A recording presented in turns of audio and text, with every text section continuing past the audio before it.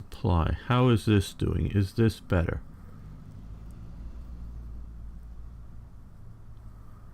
Is this doing any better?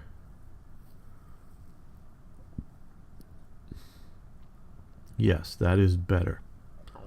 Okay, what fixed according to that? But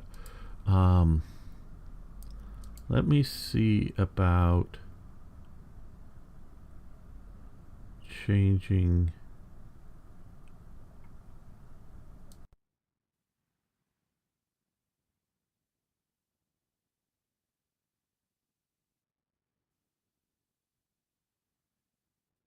Okay. Well.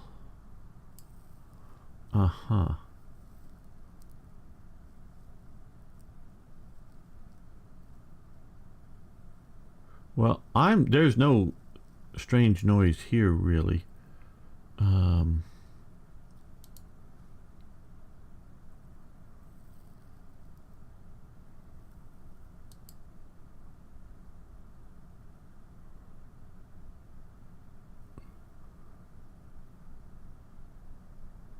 I'm doing good, Sing, though my audio isn't.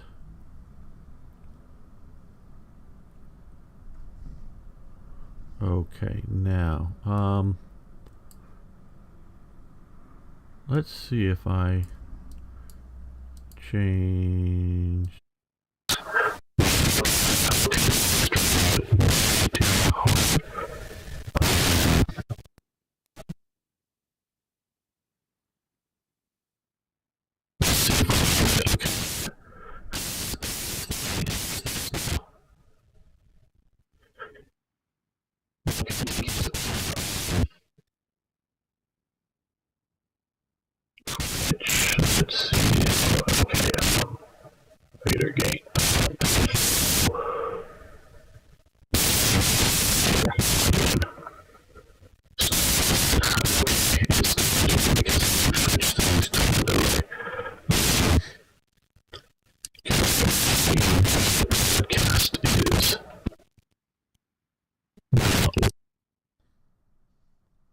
for some reason.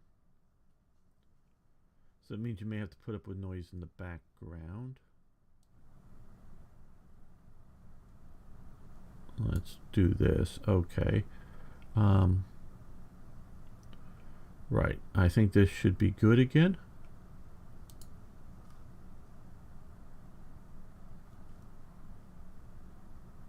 Better. Okay. Good. From far and in between. Yeah. I don't know what is up. It is the NVIDIA broadcast, the thing that tries to remove background noises, that's causing the problem. Okay, well, that was exciting. Nice interactive element to the stream here. Thank you, people. I think this will be okay for this morning. I gotta figure out what's going on. Long term, Mars. Okay.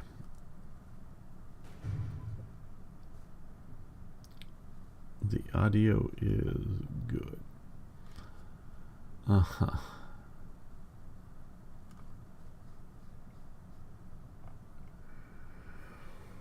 Well, we need to spend some of this. I guess we can do it during an episode. The moon is so lovely.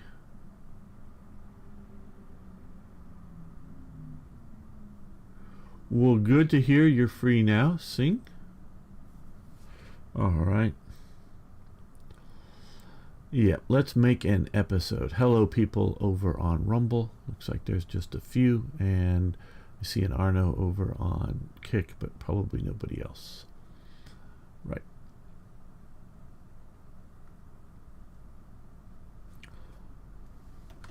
Welcome back to Barbarossa, Black Ice, and all of that. Of course, there's been a bit of a hiatus here, but we are back, and hopefully back to more or less regular postings of videos. And of course, this is Gamer 1745 here, and we are playing Black Ice, the main release version. Now, one thing, we are battling here, trying to take over these islands off of Estonia, and someone had a really good, I forgot who, had a really good idea, is send this up here to just park off the coast here.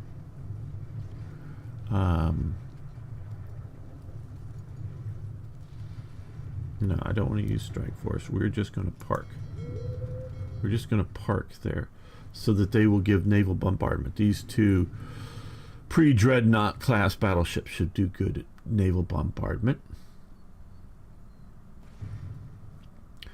Now, we need to take a look at logistics, because it has been a while. We are down a lot on some of these things here.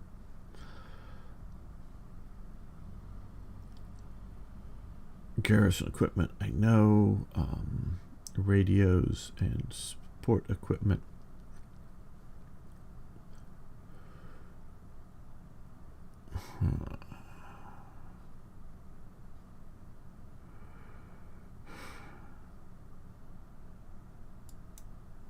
I'm just reluctant to...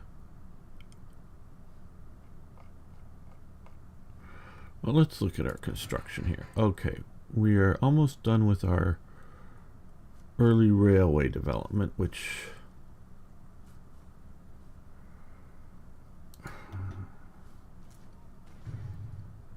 means one of two things. Either it's time to develop some of the railways in the Soviet Union, which I would say it really is, but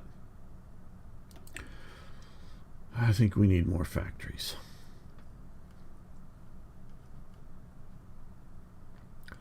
I think we do.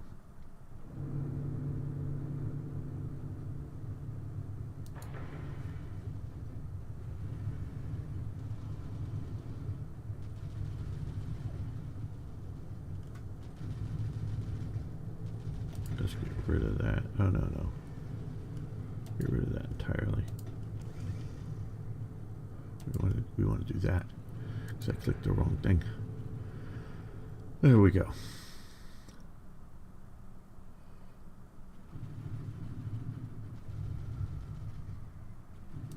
There we go. Hello, Lord Mac Carl, and hello, Felipe. It's been a little while since I said hi, and of course, hello, Toy Jet. I am doing good.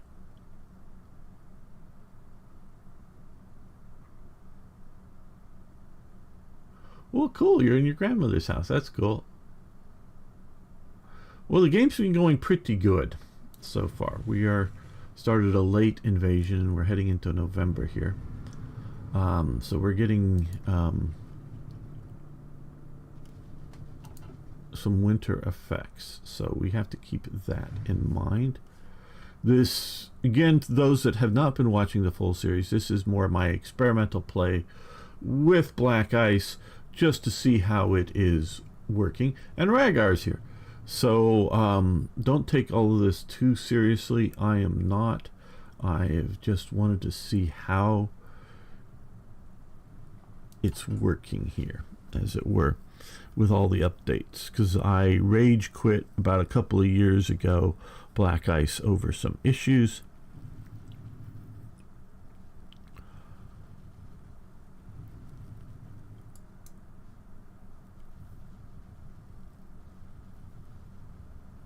And now I'm back. Okay. Well.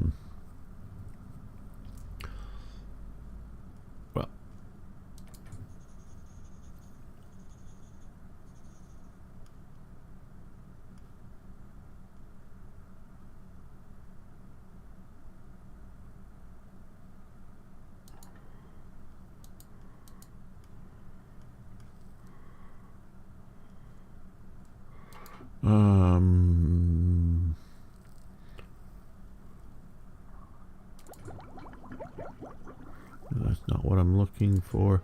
Made it sort of hard to find, or just simply changed it enough that I'm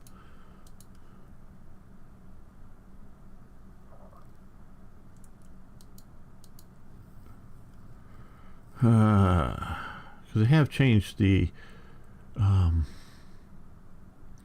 UI. Okay, what I'm looking for is to get into the doctrines.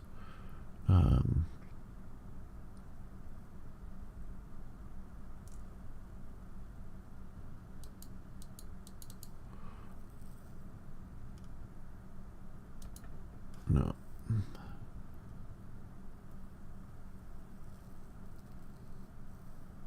Ah, cool. More than 100 years old. That's getting old. That's neat.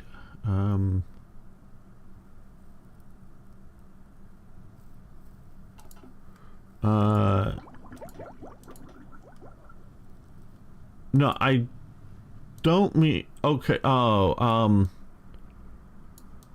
Yeah, there's these. No. Okay. No, you're right.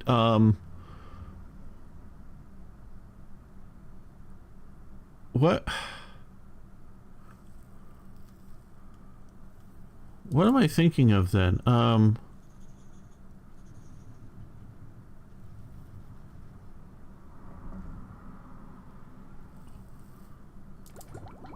What am I thinking of?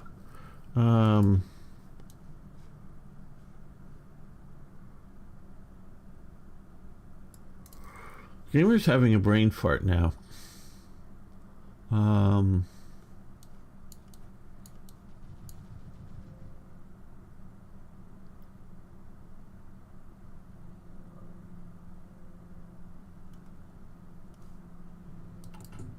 I don't know. Maybe we ought to go back to Equestria War. No. Thinking of vanilla doctrines because they're capped Army XP. That's probably what it is. Well, I guess what we can do is spend some of this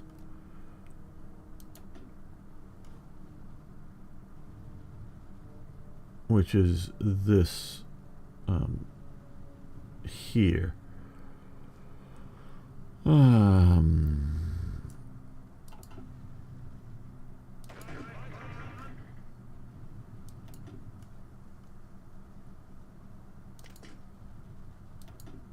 yeah, no, we'll get it. He's one of our, no, I thought, yep, there we go. What else can we spend air experience on? I don't know. So, okay, well,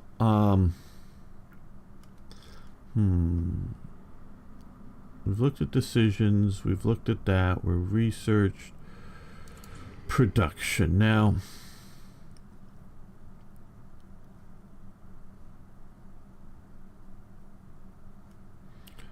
how is infantry equipment? No, we want to keep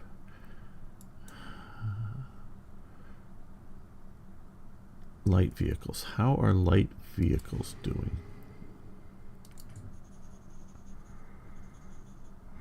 Well, we have a cushion, but we're not making enough to supply our needs. That's maybe just that everywhere.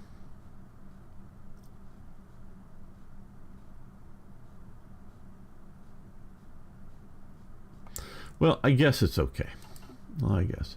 How is Africa doing? Africa is doing just fine. The Italians are losing very effectively. They've already lost Sardinia and Corsica as well. Japan is doing okay. They have not lost everything yet. All right, so we are trying to push up to Leningrad. We have a winter situation is happening here now.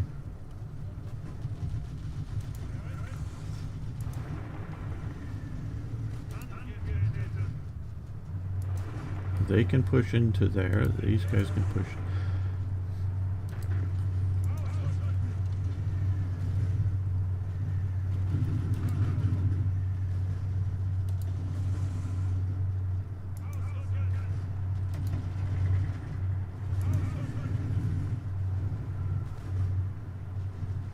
They look like they're gonna hold. These guys are pushing up through here.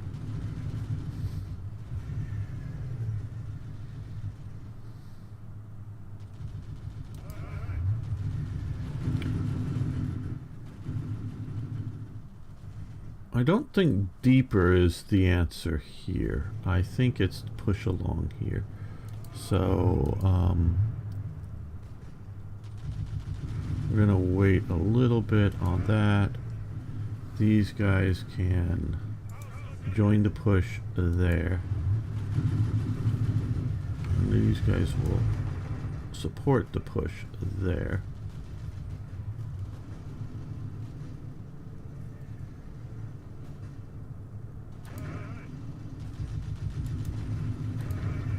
One division will march forward to there, the other one will push here.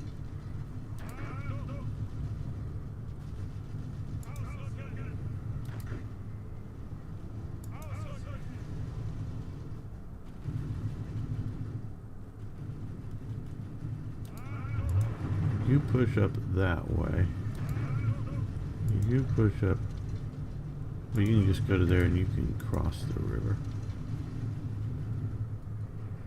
It has many bullet holes in the back. Uh-oh. Somebody shooting at your house.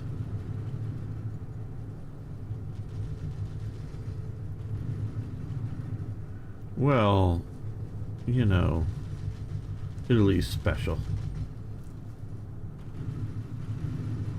Okay, I think what we're going to do here is these two divisions are going to push. We'll get some other supporting units soon. These guys are all moving there.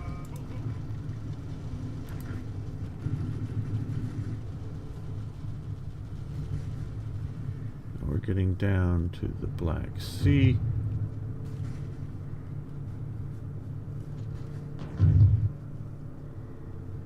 Okay, now.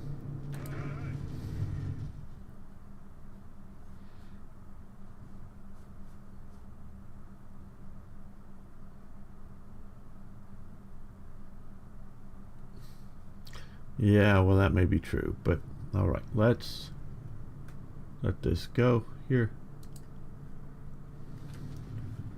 That should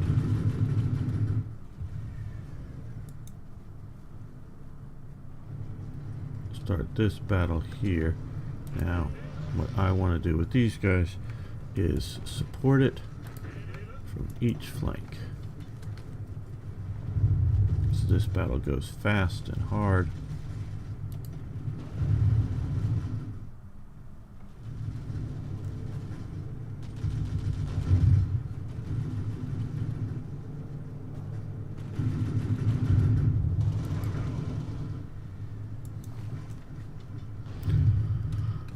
Do you have anything or any special thing about your grandparents' house? Well, I grew up in my grandparents' house, Sing. I grew up in a house that was made, I think it was 1932. My dad, it was the second house that he grew up in that, you know, they earlier when he was a bit younger grew up in was living in a different house, and his parents moved and bought the other house. He grew up in that house, and when I was very young, he bought the house from his parents. So it was his grandparents, because his parents moved into sort of a retirement community. So he bought the house from them as they were selling to move into the retirement community. So I grew up in the same house that my dad grew up in. So yeah, and then the 1930s, so almost 100 years old now, but that was back in the 1970s and 80s. Wasn't 100 years old then. So yeah, which revolution? Kind of funny, depends on either called freedom fighters or terrorists.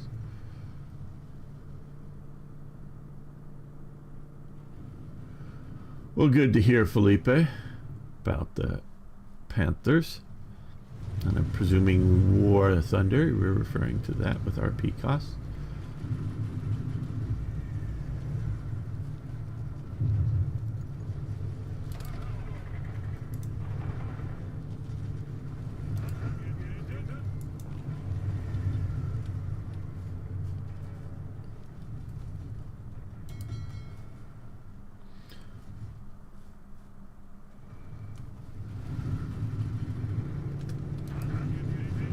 They're getting pounded a bit harder, so they're going to move up that way.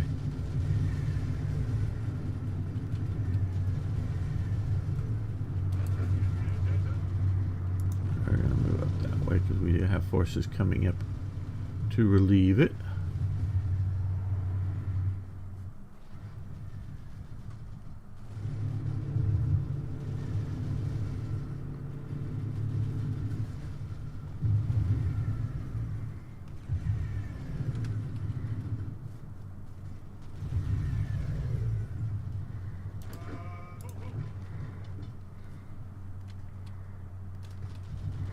Well, looks like that is open, so we're going to take the push into there. These guys are going to come to here.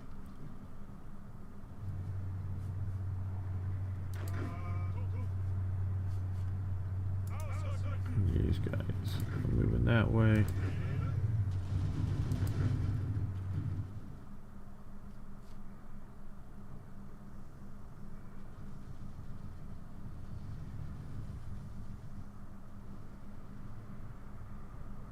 Feels like a small number of divisions. Yes, it is too small of a number of divisions, I believe.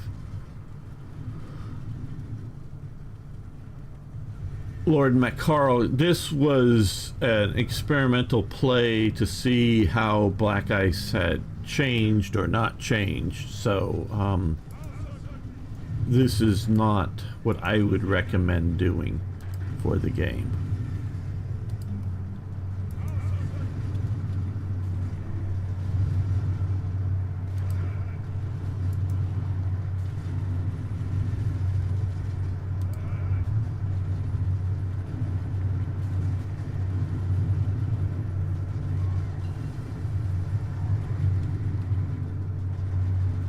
Improved anti-tank upgrades, very nicely.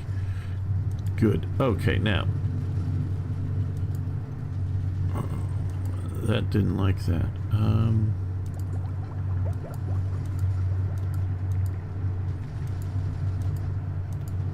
There we go. First, okay, cancel this. Let's zoom out, get out.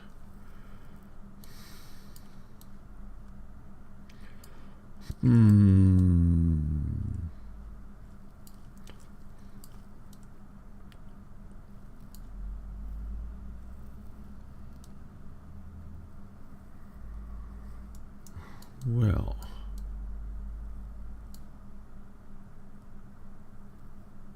don't want anything that hurts my stability, because my stability isn't good.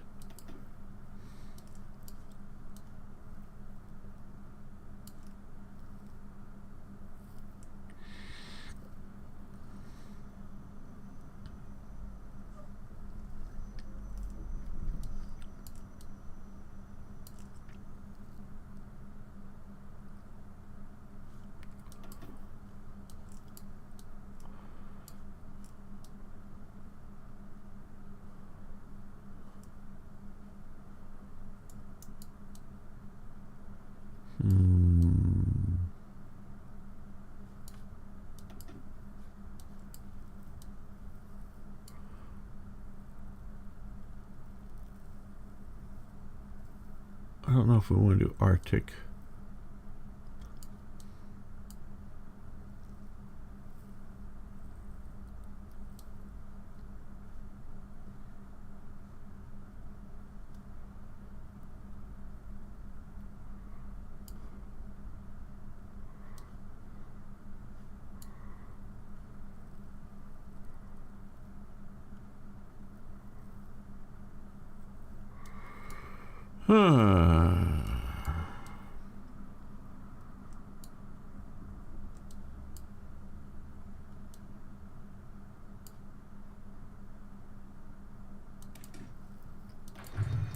We'll do better radios. Houses adds recruitable population. Hey Kronos, okay, I'll keep that in mind. I'm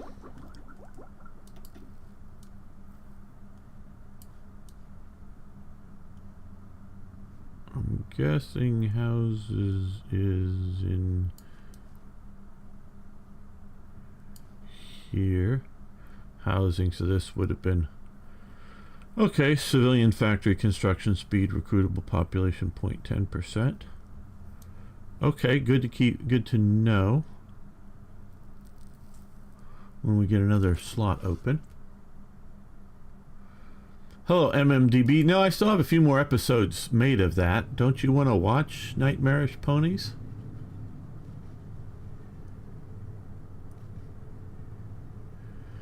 I hear you, Felipe. I like World War II enough that that's where I want to stick with.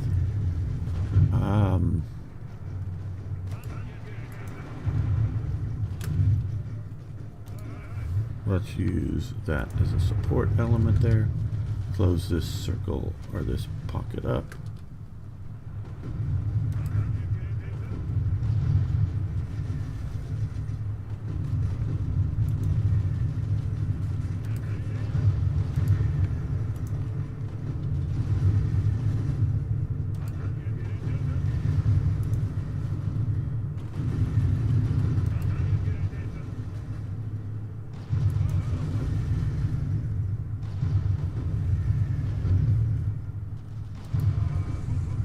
Okay, Totenkopf, you guys give these guys a relief by hitting them on their flank here.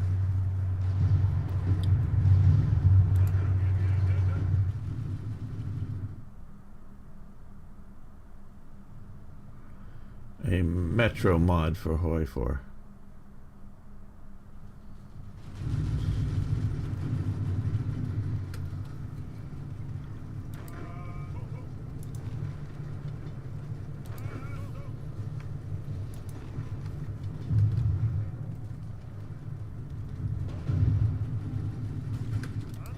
Now that you're here, let's attack there into the forest.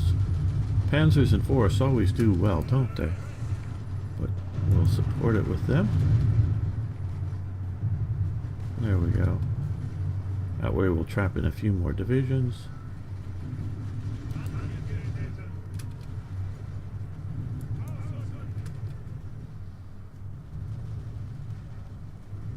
Okay, so we pushed here. Not quite sure what the Metro Saga is, so that's a bit of a mystery to me.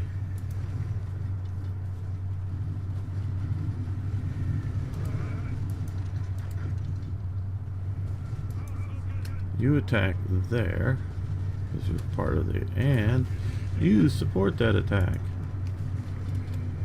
So that way, one of the divisions attacking there is being counterattacked.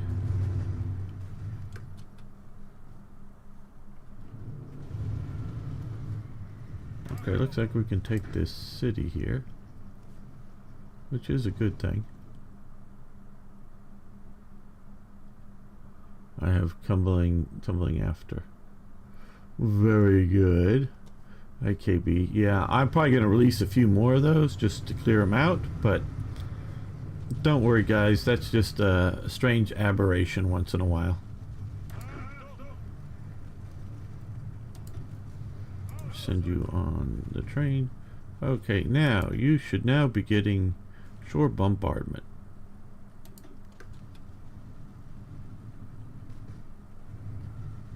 They're still doing remarkably too well. The Russians, that is.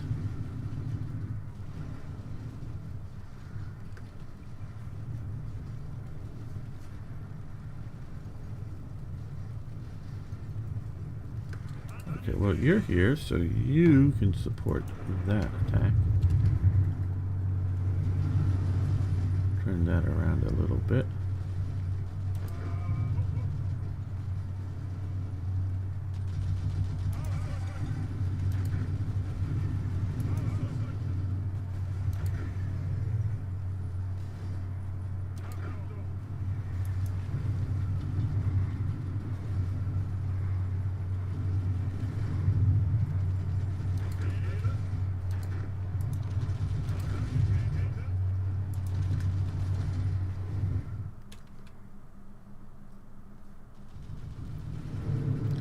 Okay, down here we are attacking into the city, so let's put a little bit more effort there.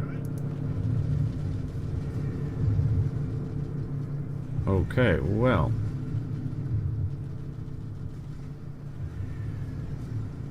Let's put these two Romanian divisions and that German division attacking there.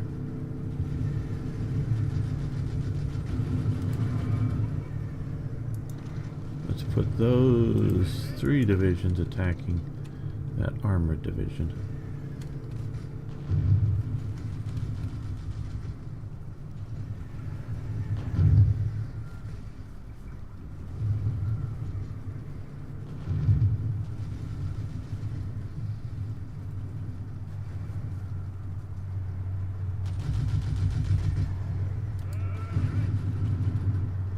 Let's push deeper in there with you to threaten all of these guys.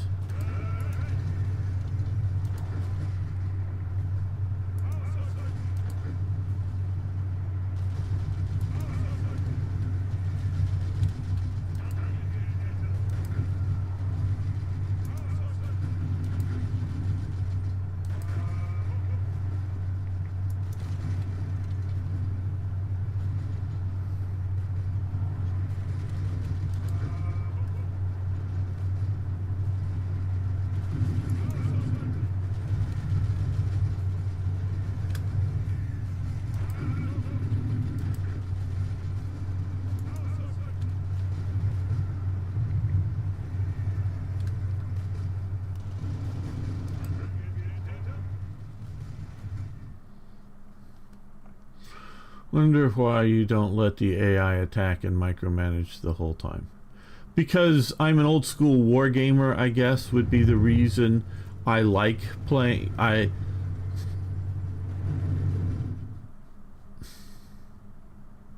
Okay.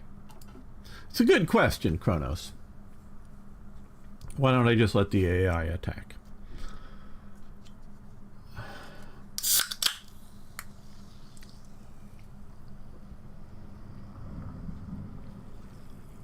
Well, I haven't been using the AI much recently. I have used it. I have yet to see the AI ever follow a battle plan that I've ever done. Okay, so number one, if I draw really neat battle plans, it'll never follow them. Two, when I draw sort of like, defend the west wall or defend the Maginot Line if you're looking from the French side, I constantly see the AI shifting. Well, let's take one of these divisions and move it up over to here. And it's constantly shifting around, doing stupid shit like that, even though it may be keeping divisions along the front line there. So to me, the battle plan is next to useless, because I could draw a really narrow front advance through here, and my panzer divisions will spread out everywhere and be all over the place. So now, okay, detailed battle plans are useless. If you're talking general battle plans, like, oh, hey, this lump of divisions move towards this direction here, this lump of divisions move towards this direction here, why the fuck am I even here? I know people like to do that because, hey, I can just sort of chill and think I'm playing a game.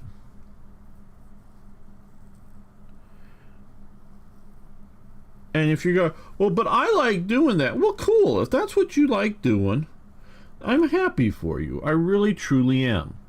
But I'm a war gamer. I want to game out the battle that I'm fighting.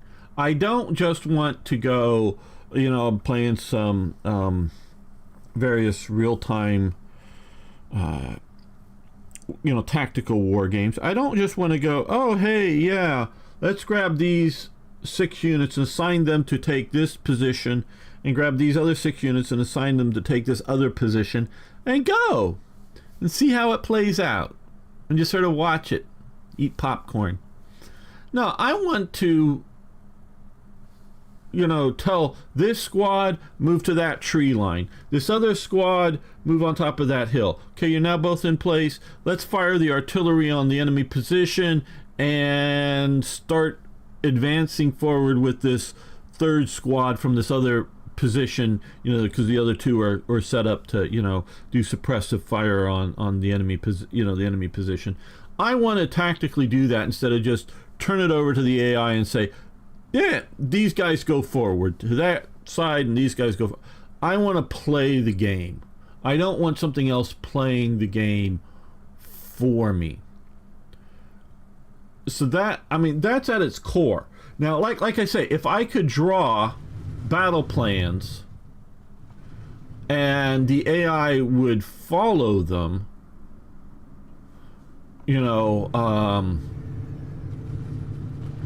then I would be willing to do that, but they don't, so no point in doing that.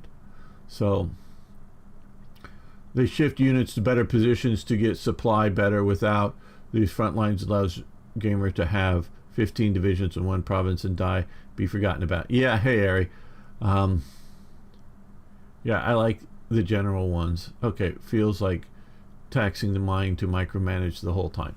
Yeah, okay, Kronos, yeah, I get you. You just want to relax and have the game sort of play out while you watch it. Yeah, that's fine.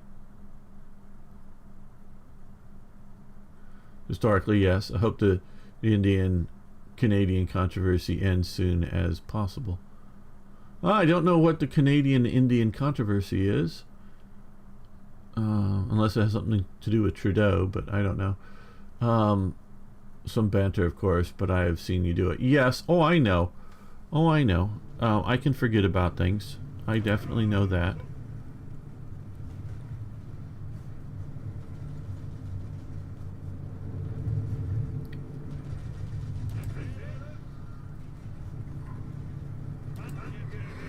Okay, now what we're going to do here is we're going to move you this way. You attack north that way.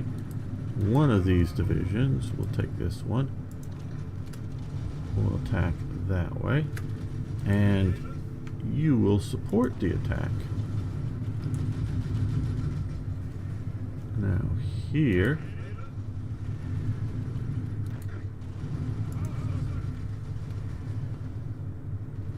you're going to attack, and you're going to support the attack.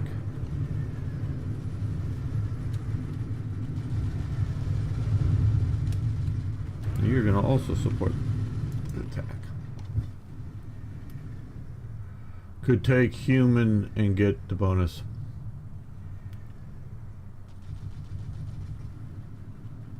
Yeah,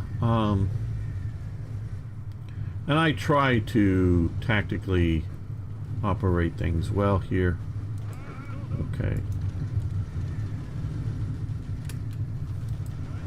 And you support it from there.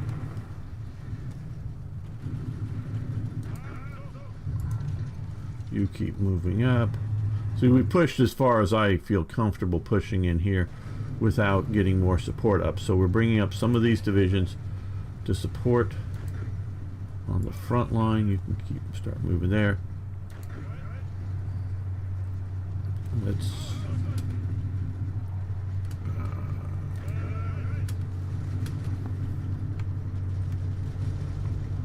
now let's move you up that way and let's support with you.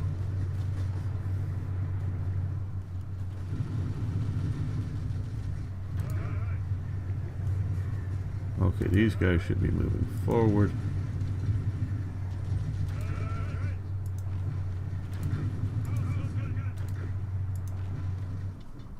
Like that.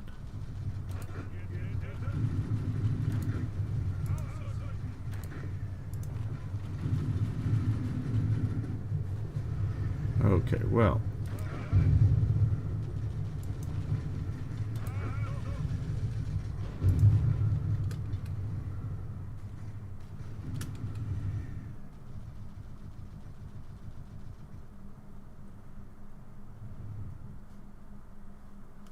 Oh,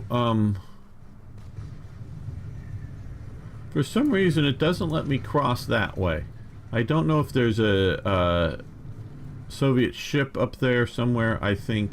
So that's the only, that's if you're talking about here. Yeah, it doesn't let me do that at this point. So we're just pushing across here. How are we doing for our aircraft reserves? Okay, well, not great.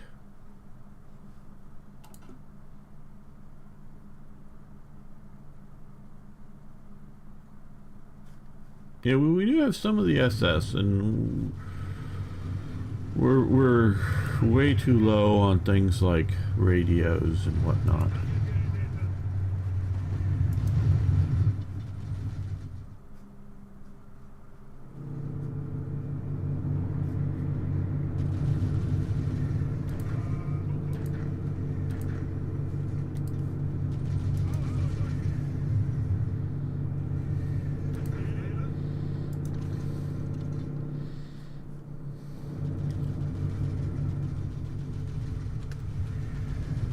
And we're very low on manpower as well, so I'm reluctant to build more divisions right now. SS or otherwise.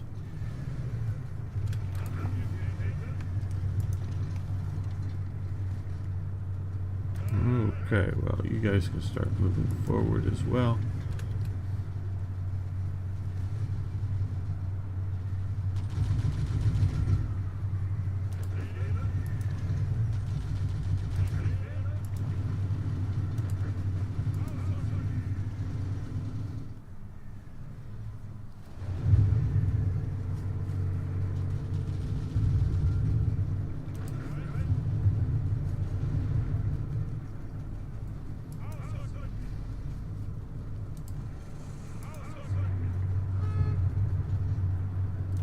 See, I like making choices in a game like this.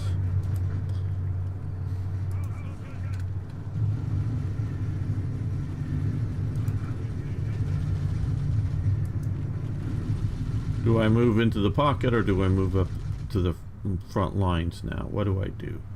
Those kind of decisions.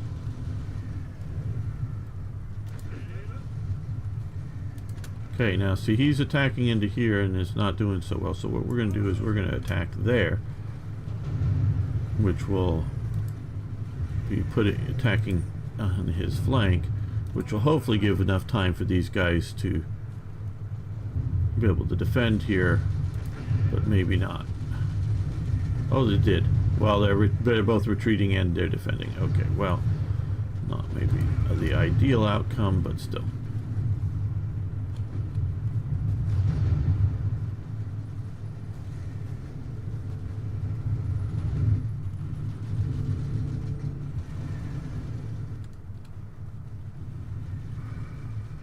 Is it still mobilizing the ones from the previous manpower laws? Oh, these guys are being pushed out. Okay, so you push into there. We want to try to keep this pocket closed. You can go straight up to there.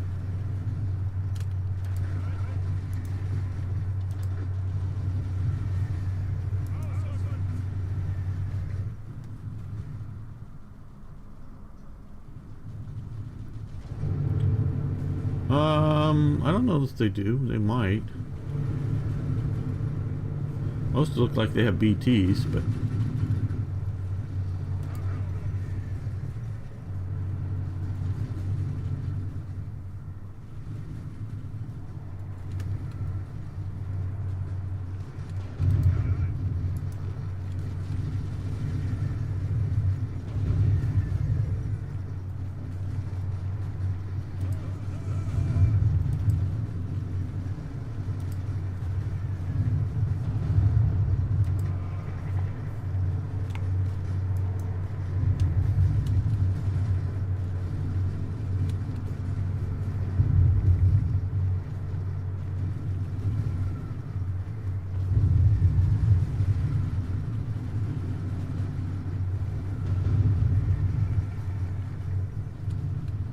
okay, so we've stabilized this front here.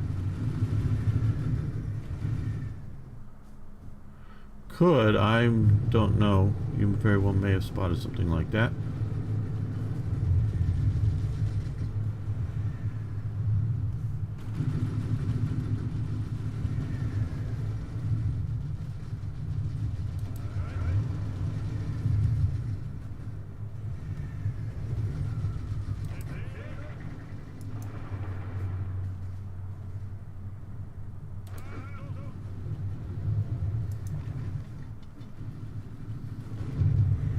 Okay, so they're being pushed out of there, but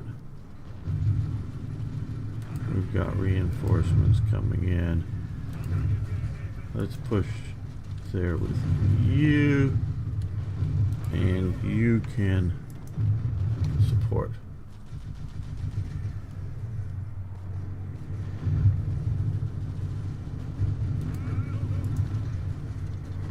And here, okay.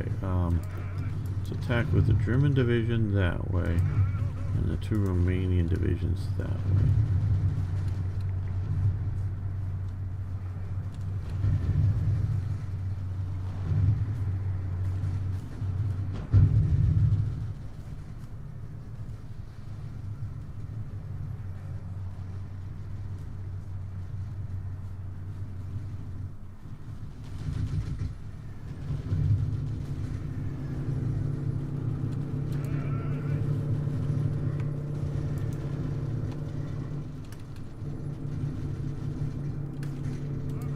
Okay, now these guys here attack up that way with all of them coming in as well.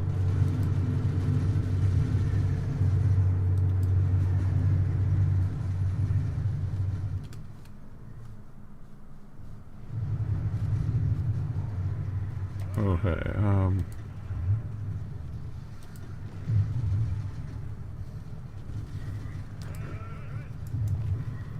they joined that attack.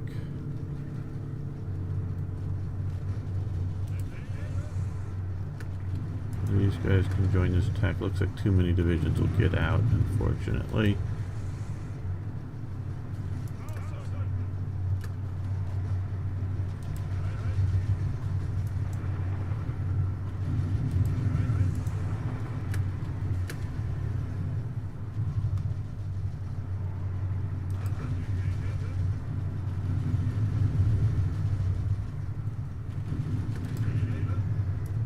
Pin all of you guys in place. And then attack there.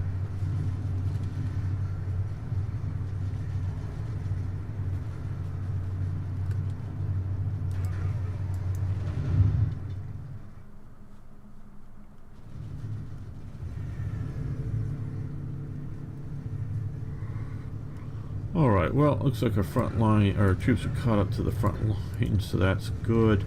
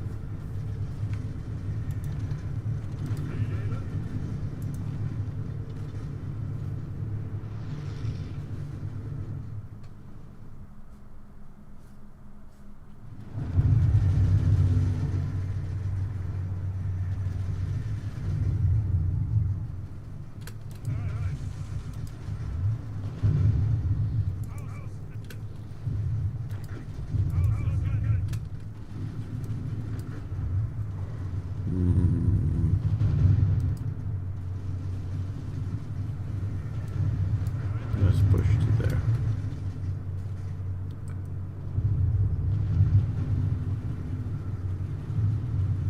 There's a lot of casualties. I've counted at least 10,000. Yeah, well, that's part of the reason why I got lots of casualties here. Okay, we got these guys pinned. Let's attack here, here. Use the Hungarians for something. These guys can all move north into here.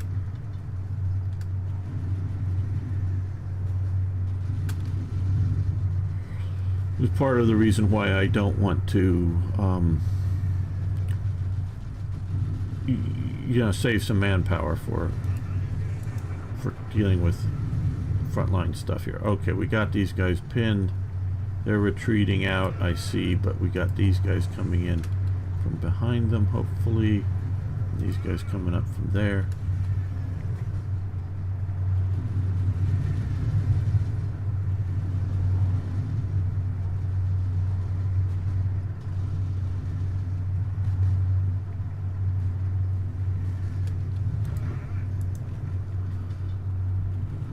Right after Canada's Prime Minister dropped a bombshell allegation earlier this week, telling Parliament that it's possible the Indian government had a hand in the murder of other division upgrades are basically free manpower. You just have to equip them. Okay, Frog Eyes, interesting. You can get the Finns now that they're about to encircle. Well, the Finns don't like us. But they're at war with the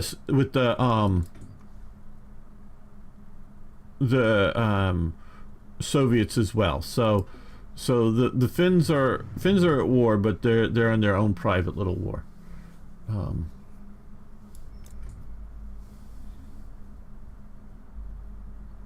Okay. I think I did hear something about that, but not much. If I obviously don't know much about it, but yeah, I think I did hear something. Or maybe that's, I don't know, something. Canada's messed up right now, I think, so. Okay, okay, stop attacking. You go to the defense.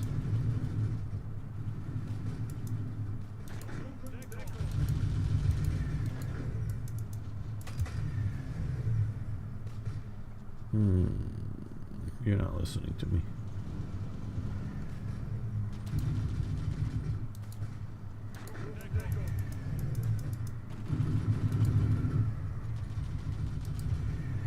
Why aren't you listening to me? I don't know.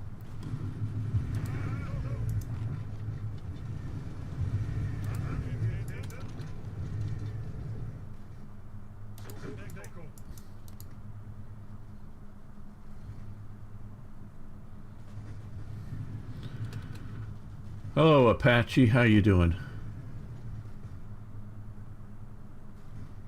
Oh, you're Kronos over there. Okay. Okay, good to know. Yeah. People, all these different names, I can't keep track.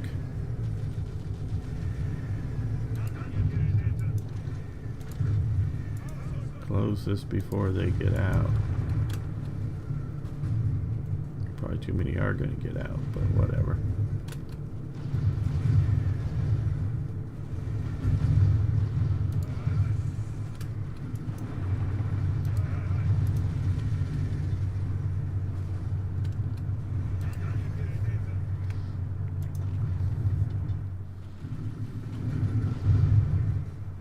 Okay, well, now that we're there, let's attack here. You can support the attack. You can support the attack to make sure the attack goes well.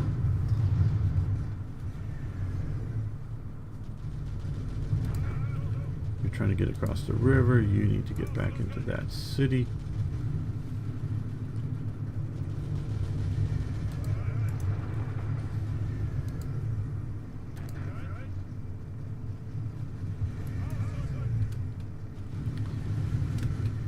You support that attack. You guys counterattack there. Take some pressure off of them.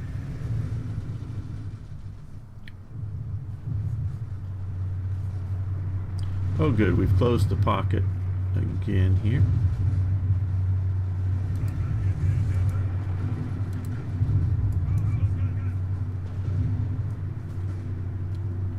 Well, we're crushing these 6 divisions after they expelled India's foreign diplomats from Canada after the Indian government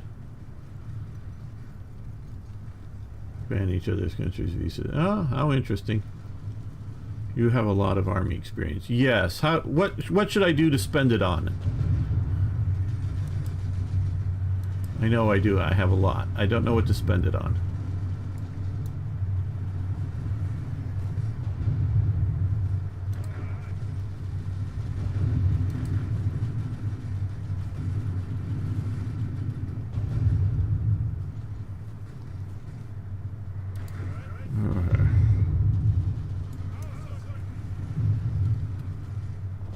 Make better tanks.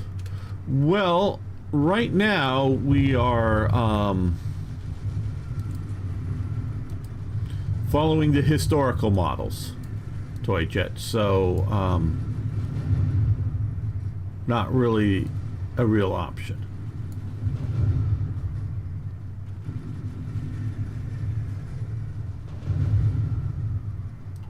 Yes, and I trying to properly follow up on like improved tank radios and such.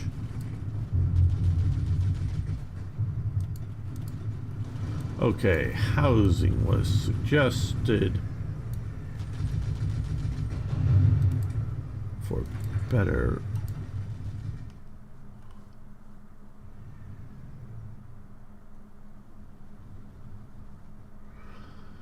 Well, mentioning divisions, to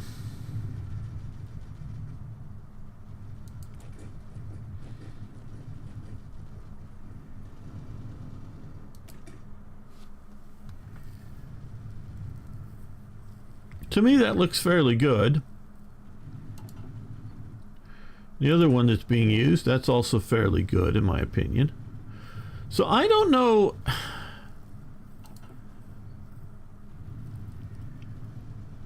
if I need to change much of that. And this infantry division here also looks fairly good to me.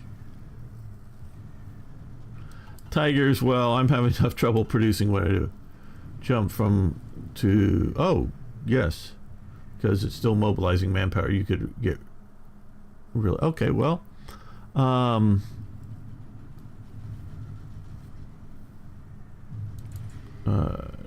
it's... Where is it? It's here. See, learning the UI.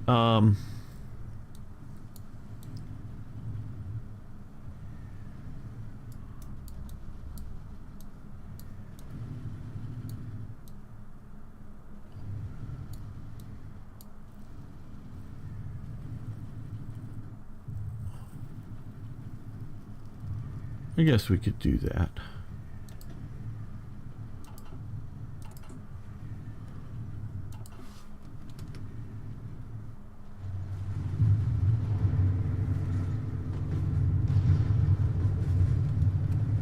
Okay, now you two divisions hit here. Have you done the army spirits? Well, you're talking about here, I believe. And yes, professional officer corps and logistical focus. I think that's what you're talking about.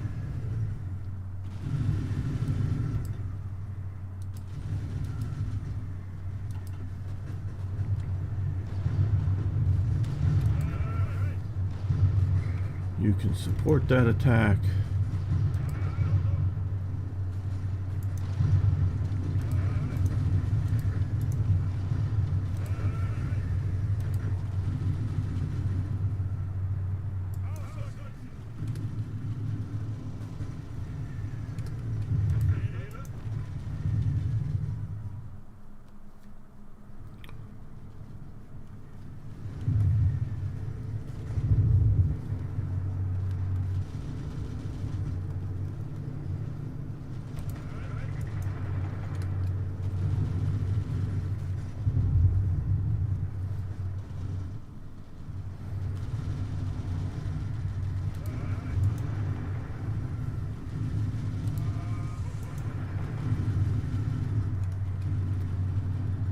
Five empty slots. Oh, yes. Here. Part of the problem has been not enough political power.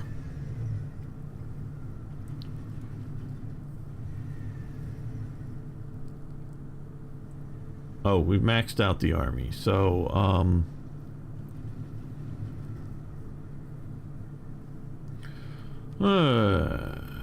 bomber interception. That'd be nice, I guess.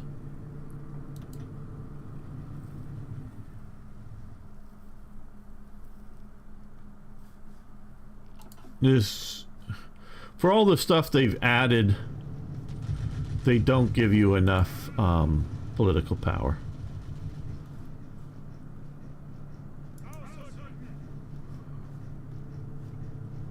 Okay, so let's look down here. We've been looking at a lot of other fronts for some time now.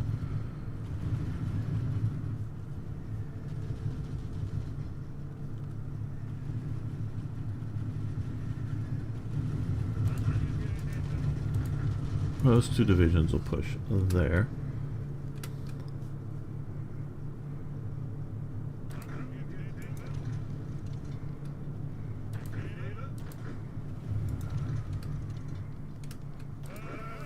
They will support the attack there.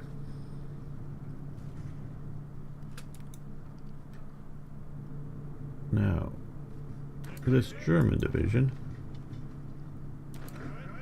this Romanian mountain division will attack there, supported by the Bulgarians.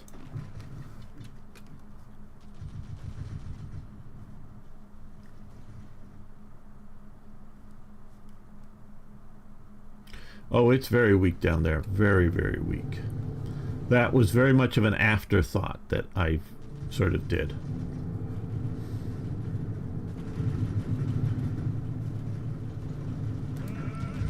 One division move into the empty spot. Those two and one division will attack there.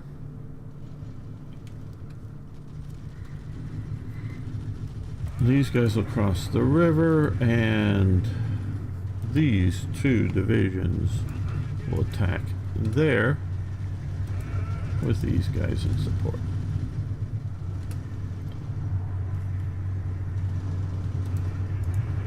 The two motorized divisions will attack there into the armored division. Oh, pause. Okay. Supported by the infantry division. Okay. Hitler Youth Auxiliary Corps, May 1940, appointed deputy star succeeded. Yeah, Arthur Ackman appointed deputy. Okay, which grants recovery speed, coastal fort construction speed. Okay. Thought this was supposed to give me more manpower. I was told it gave me more manpower. Doesn't seem to.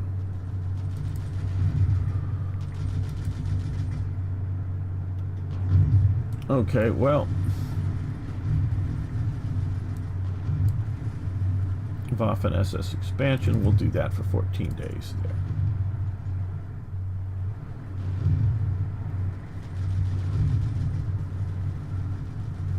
Right, now's the time to hit the Kursk. We will hit it with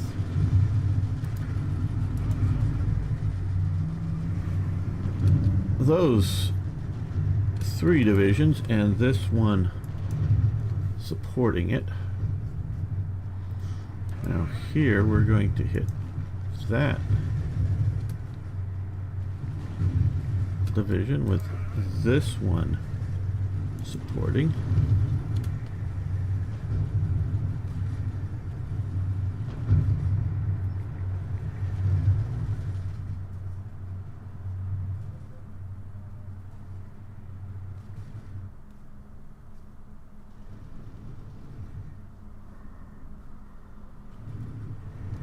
Okay, looks like we've cleaned up that pocket down there. That is very nice. Actually, no, we're not going to go there with you. Let's push you up into there.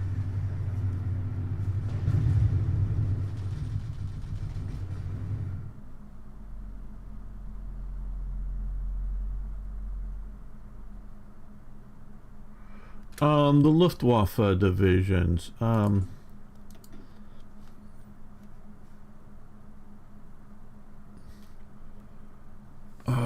Completion has that.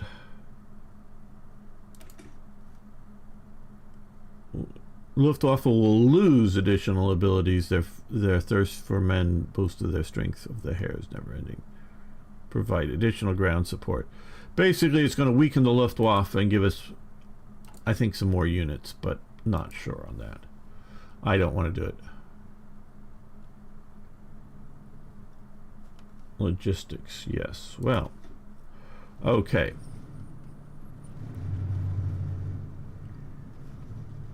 So far we're doing pretty good if we're looking at logistical support places. I'm not saying we're not taking some hits like you're saying, but it looks like we're okay. Now down here is a bit more of a problem. They're supplying 32 with only 30 capable. So that's where I see a problem.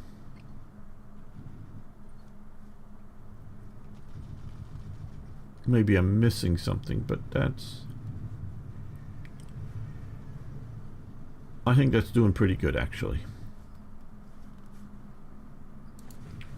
Okay, these guys petered out. Well, let's give them a little more recovery time.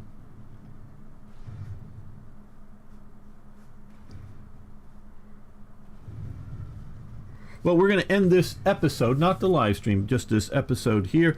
I want to thank you all for watching. Thanks for liking the videos. And of course, love hearing your comments, so please post below. See you next time for more, yes, more Hearts of Iron. Yes, we will keep going here. Just want to make a save.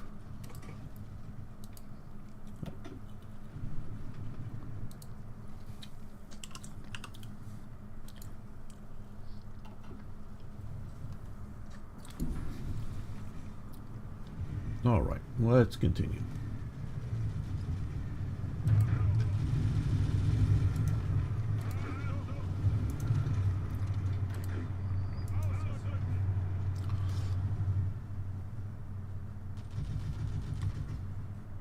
Welcome back, fellow armchair generals. This is Gamer 1745, and we're deep in Russia. It is winter, and we are pushing into them slowly, methodically. So, hopefully, effectively.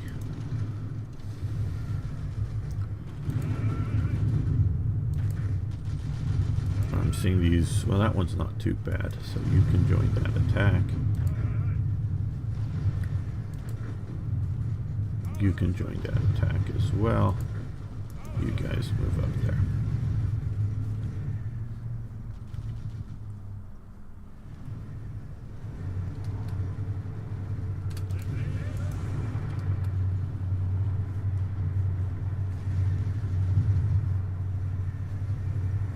Okay, we now got a decent amount of divisions up here, so we're going to take all of them and attack there again.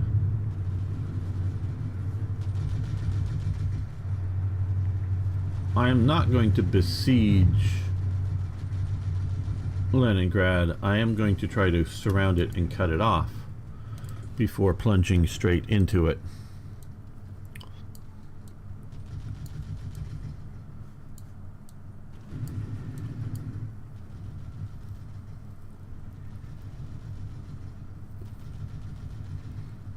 Like that. What other options do we have here?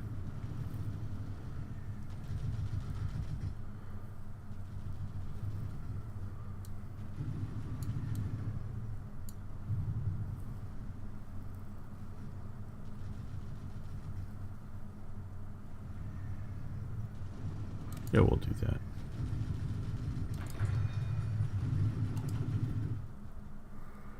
Does ARC work like radios, or are they for specialized division? My understanding, let's come up to a universal one. From just a quick read of it, they enable equipment Arctic Warfare Equipment 1, but enables our Arctic Support Company. So it's a, you would have to attack, do a division, not that we can't, but a division template change and add an Arctic Support Company and produce Arctic Warfare Equipment, which we're having production. I don't know if I want to produce some more things at this point, if you know what I mean. So it's something of that as well. I think we're going to add another factory here. Let's do it sort of in the east. Oh, we could do it here.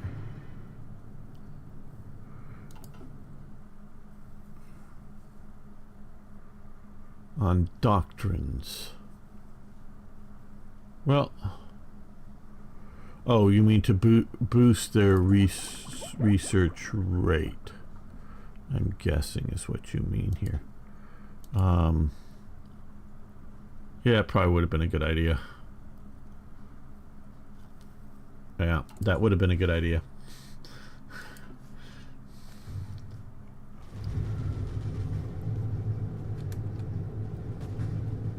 Okay, they're moving up along here, which is good.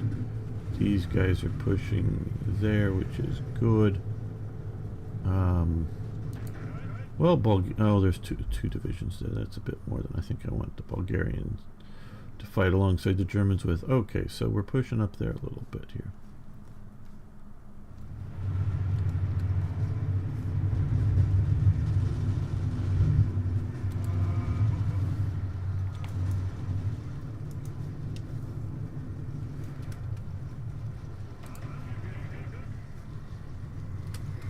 All right, well,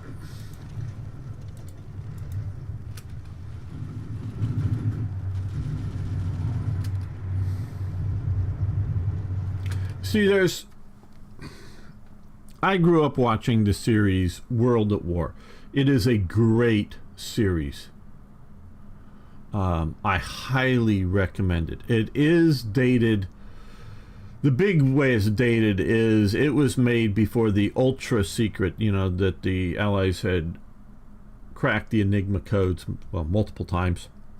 And in some cases, reading it faster than the Germans with their IBM decoding, computers.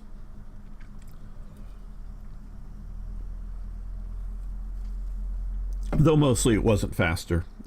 But it's really good. It's narrated by Laurence Olivier. He was an actor way back when. You guys don't know, but very good actor. Highly recommend it.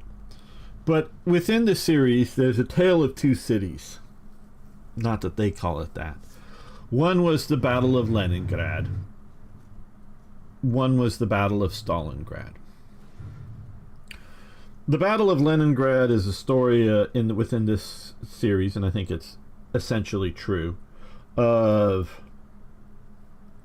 struggle and starvation by the Soviets to keep the city open. Sure, there was combat along the peripheries of Leningrad, but the struggle was often to get food into it, and it's just a really depressing tale. Where the Battle of Stalingrad is a battle of a battle, fighting in and amongst the rubble, and a lot of hard combat and battling heroically to defend or take certain positions and all that stuff. And as a kid, it's much more fun to hear about, as opposed to just hearing about people starving and whatnot. But it also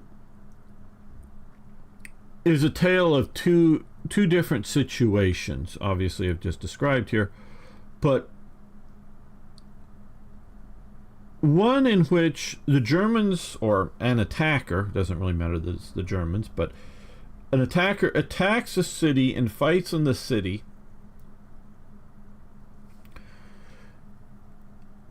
and the other one is a tale of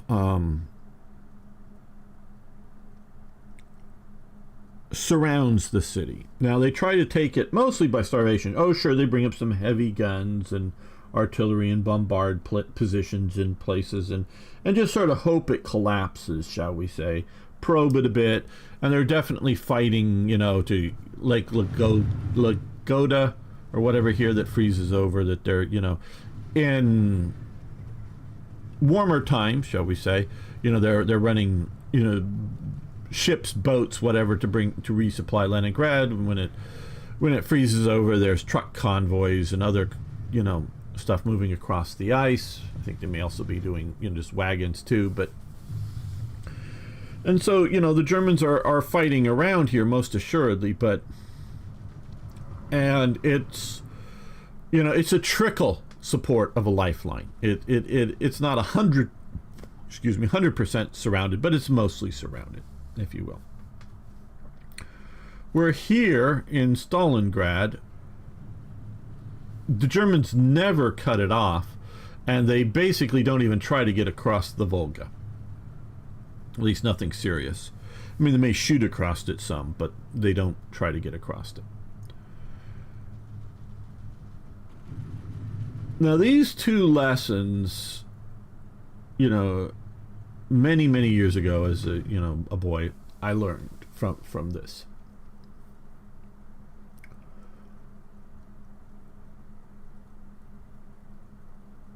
What the Germans should have done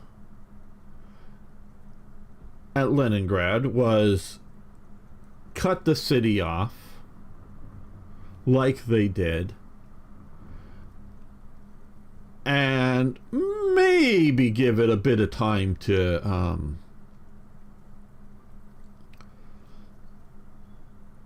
to wear down, while you're pursuing a push to Moscow and whatnot.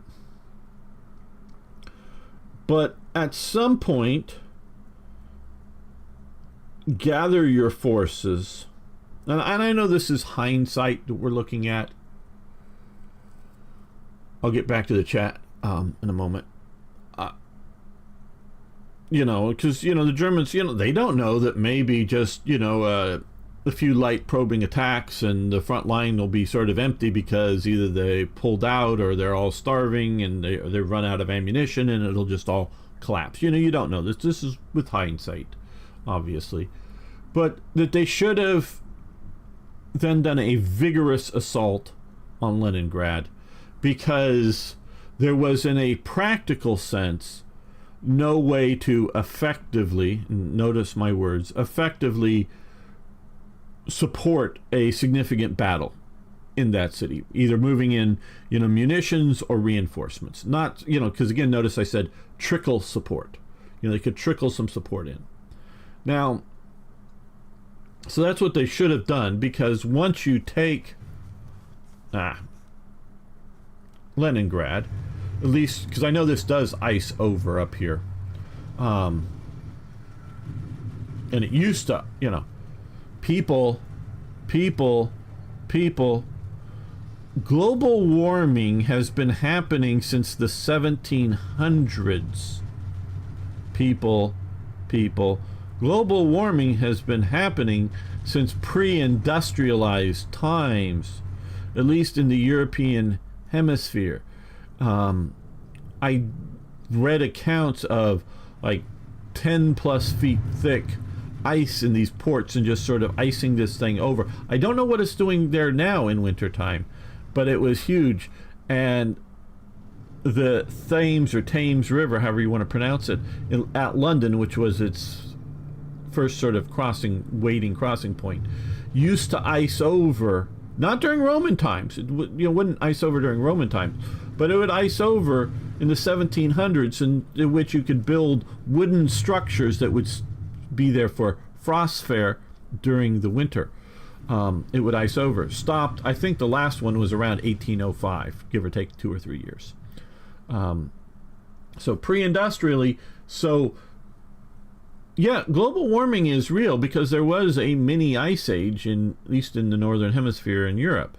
So, but I don't know that any of it is in any significant way globally, not just because you pave over a bunch of area. Yeah, that'll heat up around a city, so local temperatures will get warmer.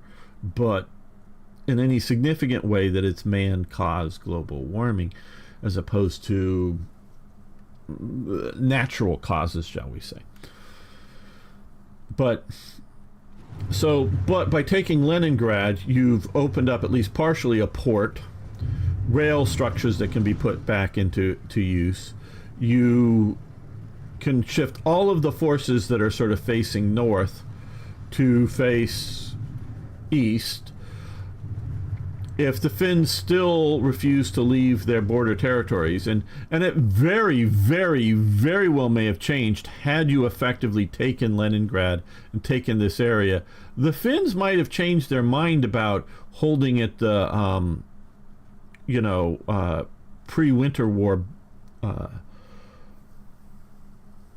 borders, because they would not leave those borders because they were very much pushing that this was just a continuation war. Had it looked like, whether overall or regionally, that the Germans were going to be victorious, they very well may have decided to, try to do a greater Finland or something like that, sort of like what's happening here now. But either way, it would free up a lot of effort here. So taking the city would be, and it's an anchor point, so taking the city strategically would have been very, very effective. And I think it would have hurt Soviet morale, because the Soviets are being fed about, how the valiant defenders of Leningrad are still holding out. Do your best in the factory, do your best at the front line, do your best wherever. They're being fed this propaganda. Once that falls, that sort of falls apart. I've long thought, again, maybe going back to, a boy, that, yes, early stages of Stalingrad, they're pushing in and the Germans are doing reasonably well, and they start getting resistance, and they just keep thinking, well, one division, two more divisions, and if we had them earlier, we would have won this battle. And they're right. Had they had one or two more divisions in the very early stages of Stalingrad in Stalingrad, not just futzing about somewhere, maybe usefully somewhere else, but had they actually had that there, they would have overwhelmed the Soviets. And yes, at some point it is sort of a trickle across the Volga, coming in like it was a trickle into Leningrad.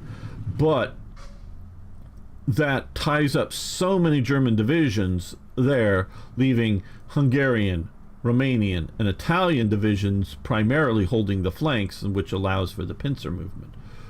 I've long thought, once they got to something of a, hitting your head against the wall, instead of thinking, oh, we need just a bit bigger hammer and we're going to do it, or a bit stronger helmet to bash our heads into, what they should have done is withdrawn enough divisions, or kept just enough divisions to sort of hold what you've got in Stalingrad, and then push north across the Volga because the Volga is a major supply route in the area, as well as just to Stalingrad, and cut the rail links on the far side. Whether that means fully surrounding it or not is another question, because there is, I don't know that this map shows it well, doesn't. There is sort of a rail link coming down through here. And I think it's more important than the one coming back this way. But had you done that, and had you just cut enough of this and made it to where it's more of a trickle coming in, then you could have pushed into Stalingrad without the ability to reinforce it. So what I'm trying to do here is just what I'm sort of talking about. It should have been done. I'm trying to push here up, push up to here, cut this off, and then push in. Not, we're just going to sit and try to starve them out forever. No, we're going to come up here, we're going to do this. But that keeps them from being able to cycle divisions in and out as, they wear down and then push in. So we're trying to learn the lessons of World War II and how to battle for things. Okay, we need to get both of these. Let's move them to here. Get them on the rails and get going. Let's see. Did Arno? I don't know. Arno may have passed out. Who knows? Oh, you're leaving Sing? Well, sorry, probably you've already left, but goodbye. Thanks for showing up. Yeah, great series. A bit old by now, but many commanders still alive when it was done, and their commentary. Yes, absolutely, Beam Slam. You could take, and I'm sure there's other footage that they, talked to the commanders back then. You could take that and rework it into a more modern series using the interviews and whatnot. But either way, it's still very good.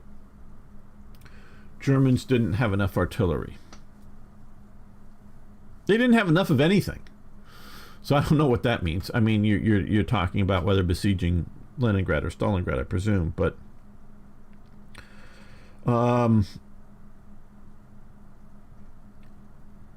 and I'll disagree with you. I mean, I agree that Germans didn't have enough of anything. I think the Germans had enough artillery. Okay, I really think the Germans had enough artillery.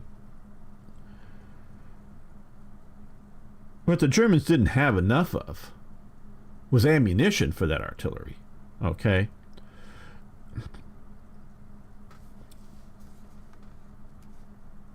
I think it was the Russians in World War I, somewhere down here, getting ready for some battle. I remember, watching some documentary on World War I. And they had like five rounds or something, or 3 rounds per artillery piece at this point, all spread up. So each gun, had like five shells to shoot. And when they're done shooting it, the gun's out of ammunition, the artillery piece. And that's it. You're done. So it's not always about the number of artillery tubes you have. It's often more about how many rounds those artillery tubes can fire in a day.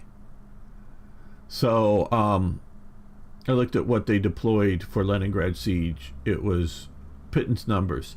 Okay, well, and now I think that comes to the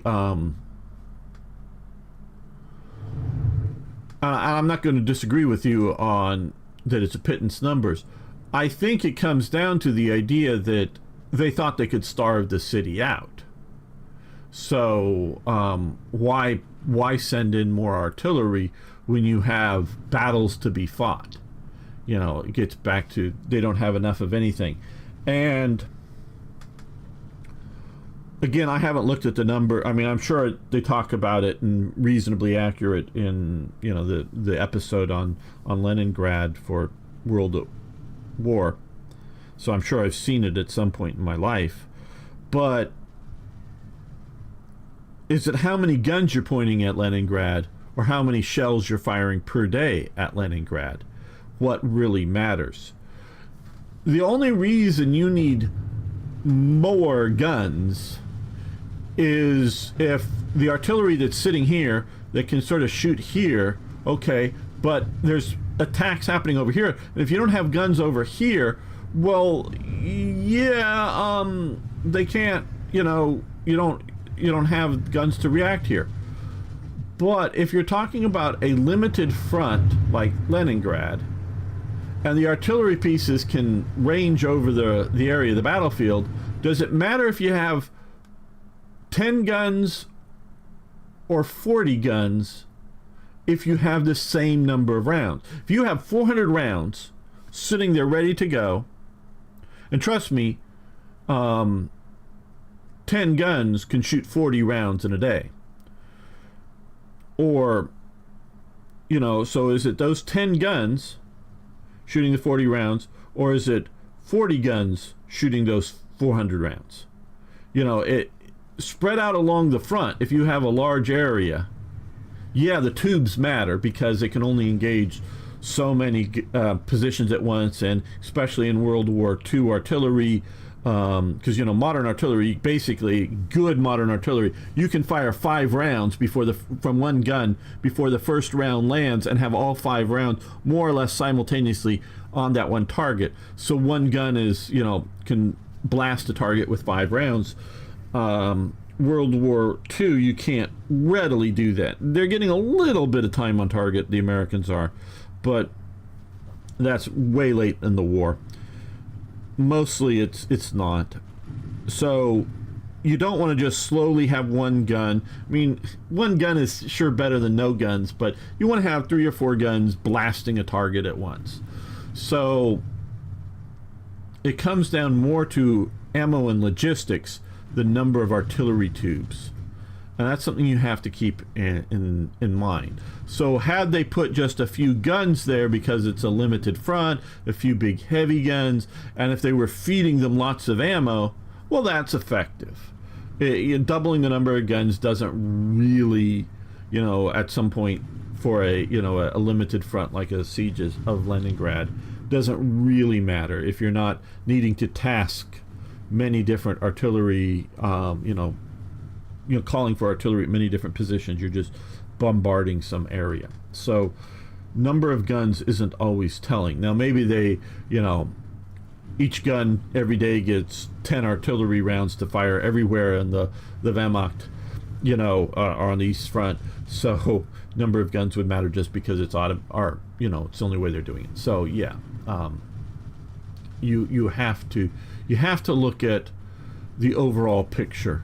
And more guns, obviously, as opposed to just more artillery rounds, more guns mean more gunners and more trucks or even wagons that have horses that you need to supply food and fuel. And horse fuel, of course, is, you know, alfalfa and hay and whatnot, oats and other things. So you more things to supply to the front, where if you're having, you know, trucks or wagons or trains pulling up with your artillery shells, yeah, more artillery shells, yeah, means a little more logistics. fuel and manpower to, move the rounds around, but not hugely more. So more doesn't necessarily equate to better. Now, if you're America and your only problem is, do you have enough ports and whatnot to how many rounds you can offload a day? But once you get that solved, you get 300 rounds per gun per day. Yeah, no problem. Double the number of guns, you're still getting 300 rounds per gun per day. Yeah, then more guns, more better. It just is, because the American logistics are set up. Because people, again, I want to make this because I know not everybody watches everything. Before World War II, they didn't have the pallet. You know what I'm talking about? The pallet. I know they make plastic ones now, but the wooden pallet that you have there, Germany didn't have it, Britain didn't have it, France didn't have it, Italy didn't have it, Japan didn't have it. It was developed just before or coming into World War II with America, because America developed something called the forklift, in which that would go under and pick up something. And so none of these other nations had. Now, Britain gets forklifts and gets pallets from America as the war's going on, but they don't have it. So the idea that you could have a cheap throwaway wooden pallet that you stack boxes of things on it, secure it in a way, and then have one person drive up with a little forklift and pick that pallet up and move it wherever they want to on a reasonably flat, reasonably smooth surface, which could be, a field, a road, or whatever. It doesn't have to be, perfectly smooth, but you can't go across rough terrain or upstairs. You need to have ramps and whatnot.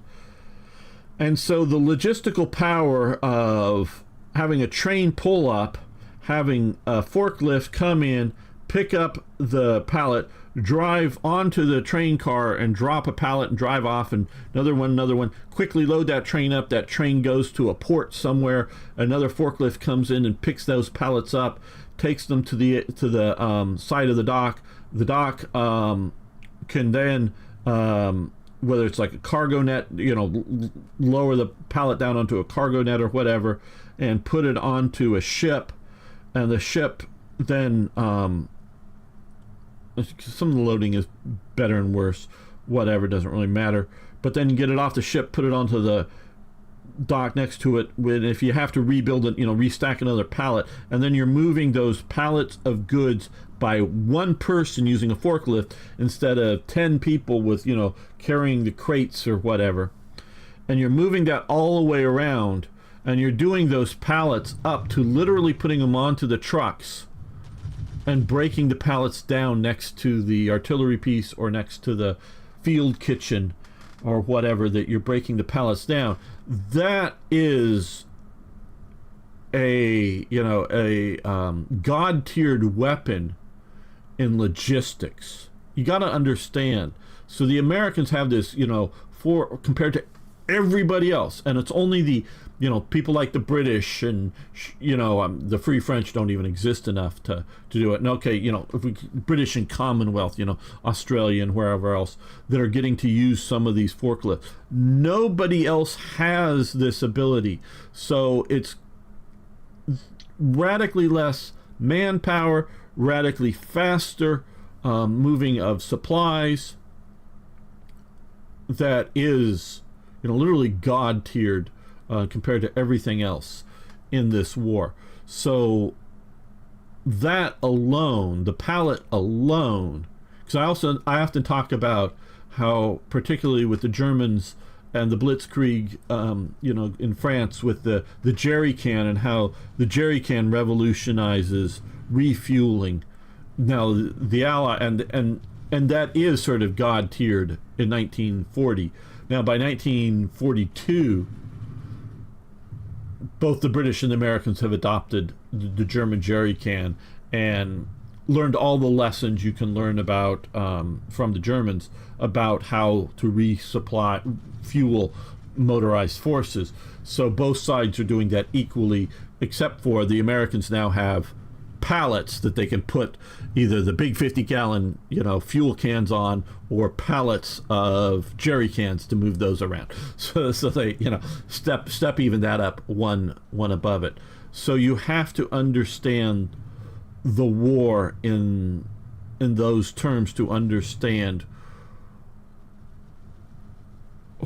why America's undefeatable in a large scale sense. Sure, you can have the Battle of the Bulge and defeat a few battalions here or there, or the Rangers outside of Rome that get captured, or you can have some stumbles, you can have some local victories against the Americans, but there's no way the Germans, with anything that they're doing, is going to be able to defeat America in this kind of thing. And it's not.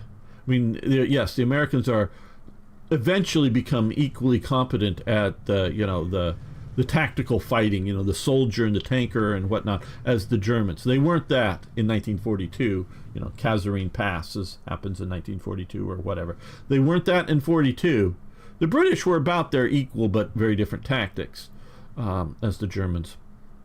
And that's the only sort of equal the Germans have, were the British.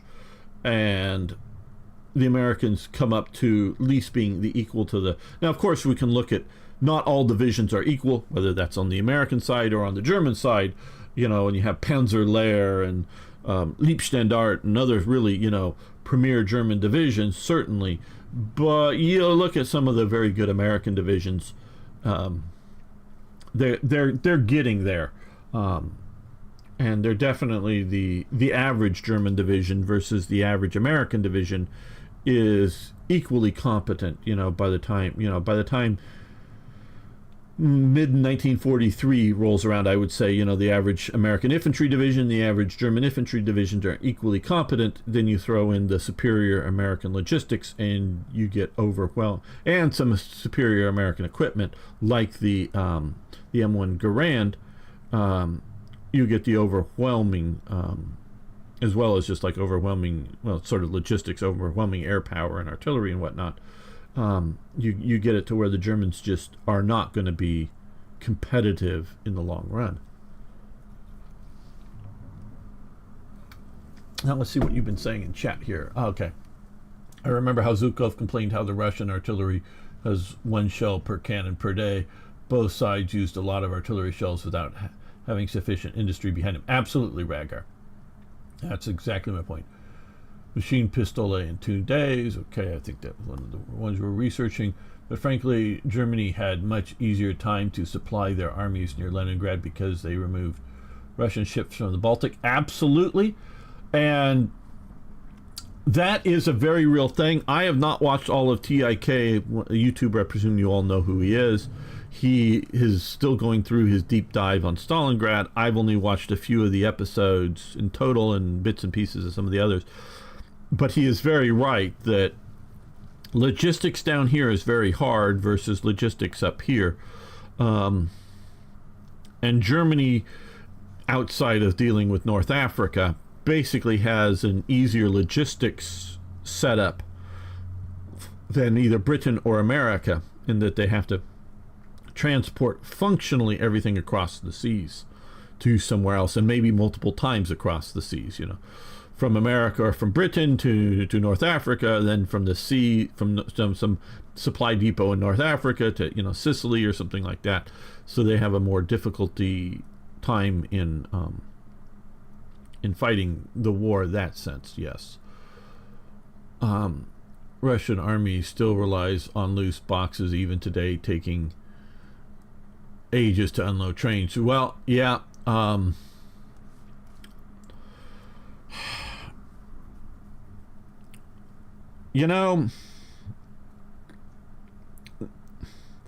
saved I saved pictures and whatnot that illustrate points, and one thing I found on Twitter were 4 pictures. I think they were all about Burger King, and it was either soldiers in Afghanistan or Iraq sitting down eating Burger King meals, or they were loading on to one of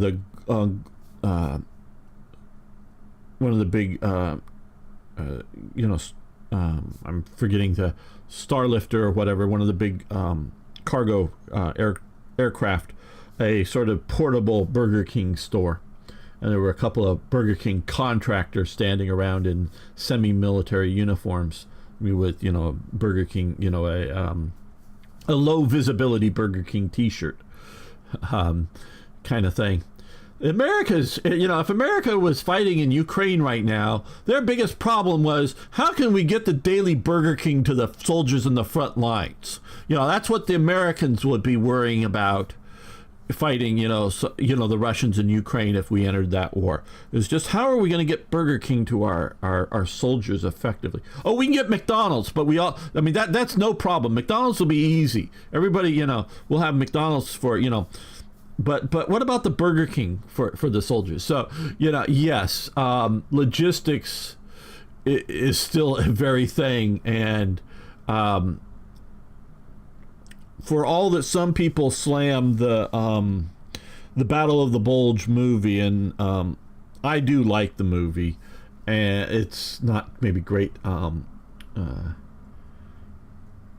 history, but you know, the guy Robert Shaw, who plays Hessler, the sort of the German Panzer commander in the movie,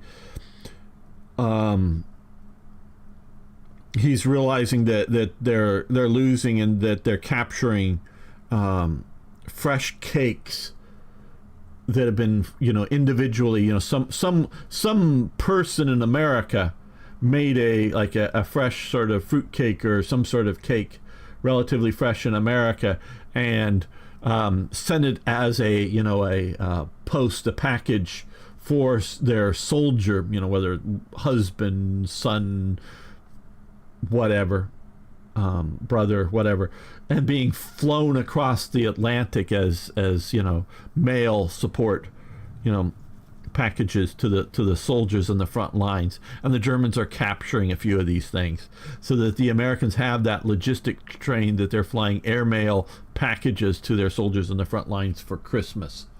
So yeah, and I'm sure we still, at some point, the Americans, we will unload a train manually, you know, box after box, and load it box after box onto a truck once in a while, just because a particular local reason will be there and will need to be done.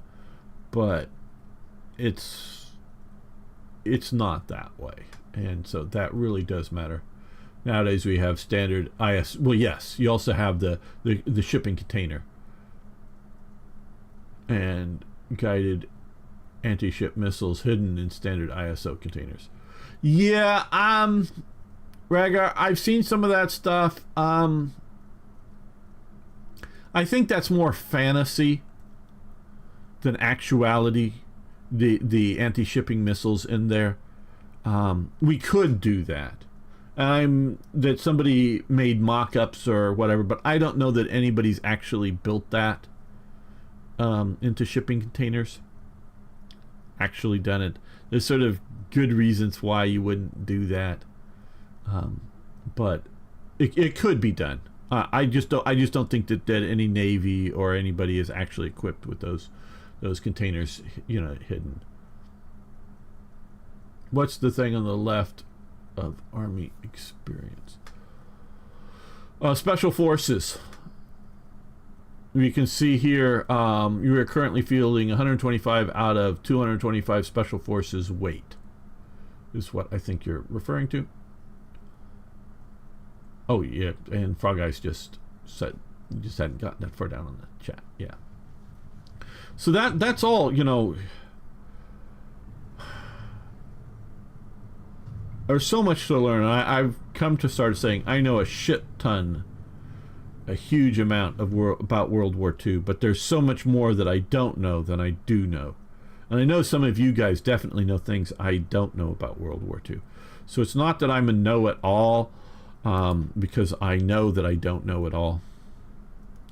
And there's so much to know. It's such a big topic, but to try to understand, you know, what's going on, it's a deep, deep subject. And that's what makes making a game like this hard to do, because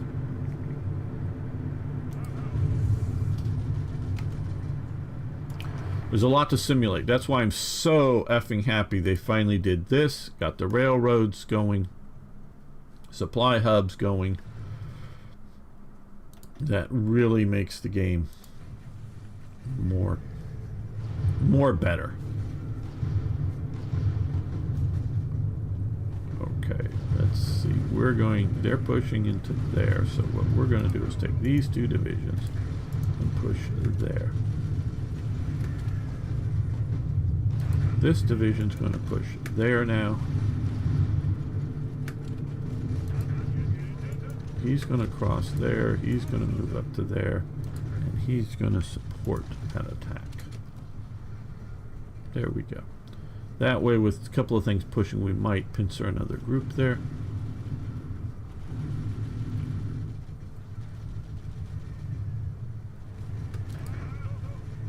Okay, well, you're in good enough shape to help out again. And you're going to support that attack there. Good.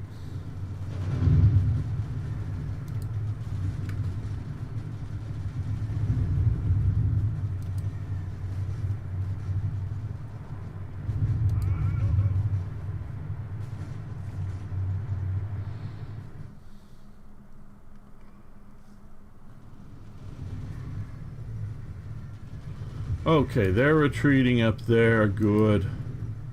We'll move the Slovaks in to the gap there. These guys are pushing that way. Those guys are falling back. Now that these guys are moving here, we're going to push with those 4 divisions that way, along with that division supporting there. That will allow them to occupy the hex without having reinforcements coming into it.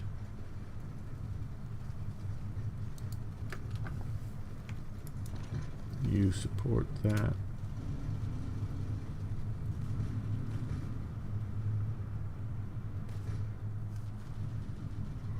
Okay, they're counterattacking, and we're really weak. But that's okay.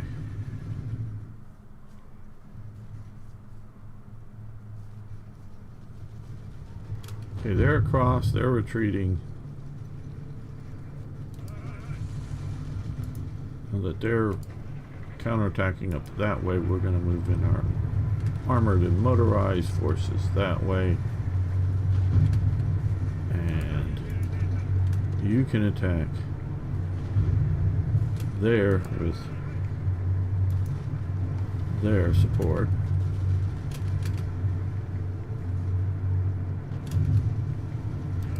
And we're going to grab the better division, better condition division, and counterattack that armor. Hopefully put it on more of a defensive position setup. I know they have a few divisions there, but still. Okay, now that they're moving into Kursk, these guys can join the push here.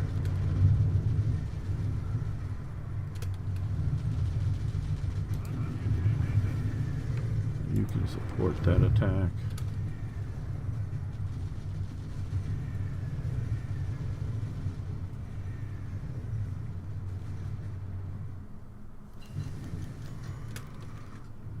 Assisting Hungary.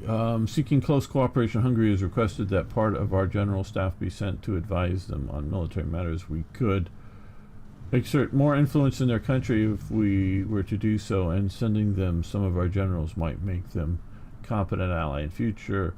What is our response? Okay, political power. We can spare some generals. Ritter von Lieb, which is him here. I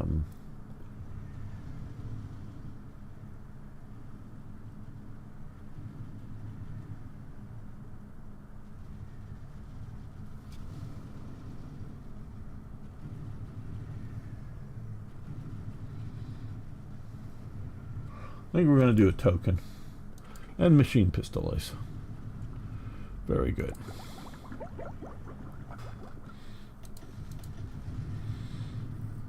That was that one. Okay. Improve infantry weapons. That looks nice to do.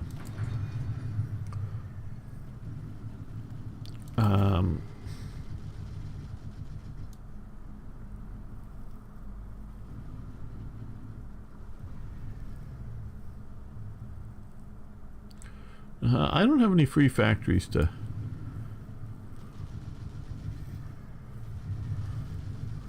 build much. I know we're that. We'll let that be for the moment.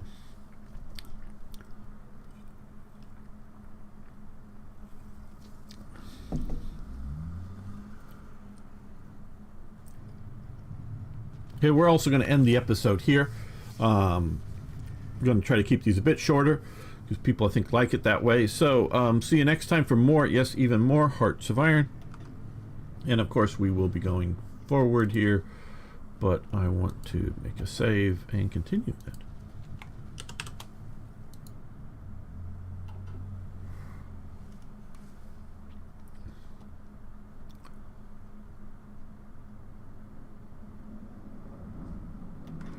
Welcome back, fellow armchair generals. This is Gamer 1745, and we are continuing our Battle of Barbarossa. We're going to see with support if we can grind these divisions down. I don't know where they're getting supplied from.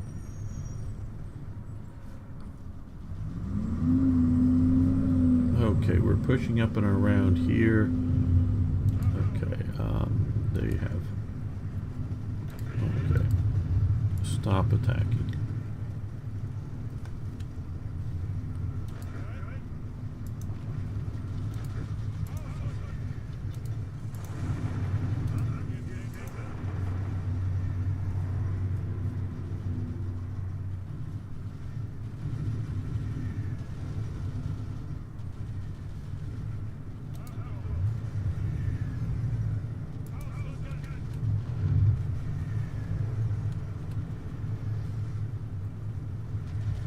Oh wow, they're completely moving out from this area.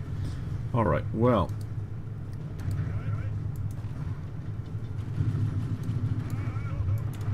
Those two divisions can move that way as well. Move up the armor.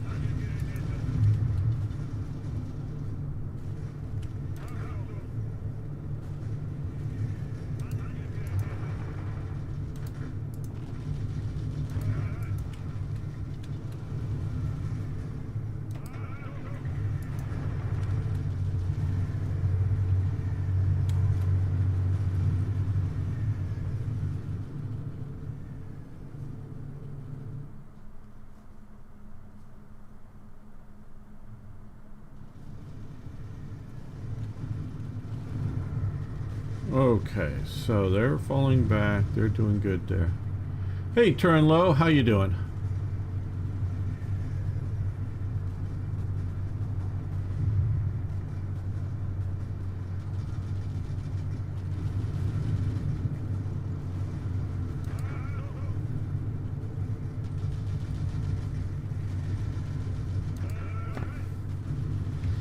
You can support the attack as well.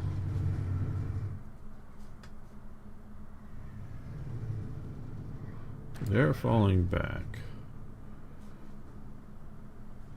But we're getting some replacement divisions coming there. Oh good, we've got here, they're defending, so what we're going to do here, they're going to attack in a countering. Oh, I'm doing fine.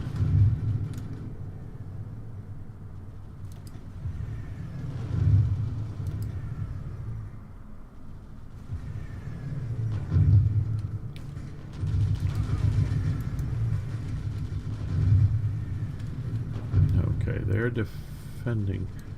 So these 3 divisions will attack that way. They'll march up there.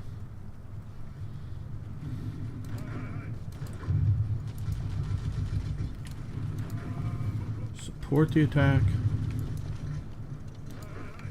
And support the attack. There we go. So now those 2 will be hit by 3.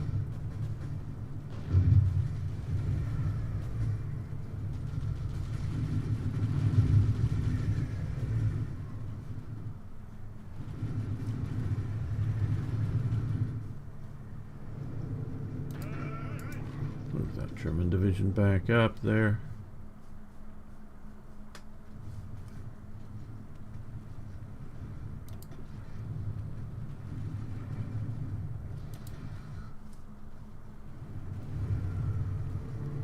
Okay, well, we've now got a few more divisions right up along here.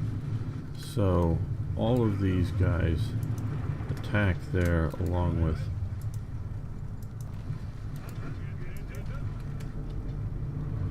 those. That would cut off Leningrad.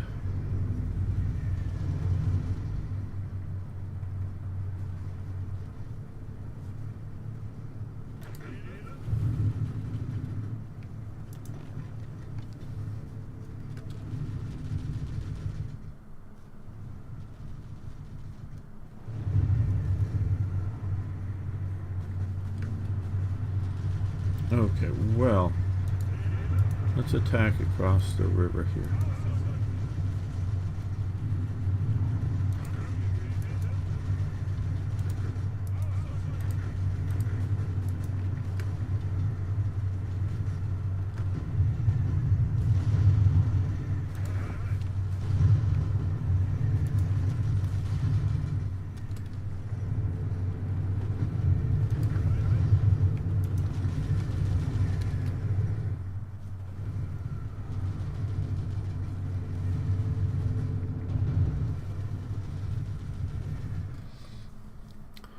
So we're holding down the front, we're pushing. Let's take a look at some of the naval actions here.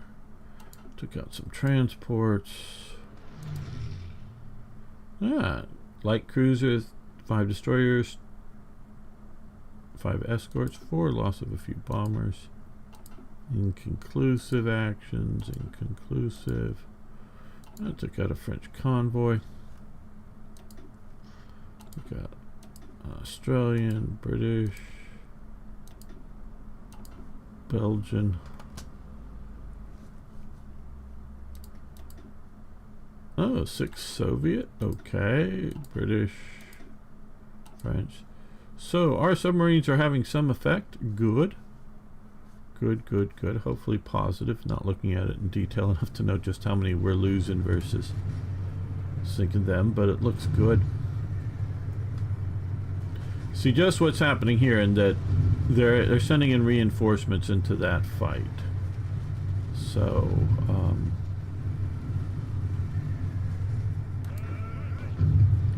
let's attack there. Now with just that division, it means he's going to not be doing well, but it slows up any reinforcements coming into here.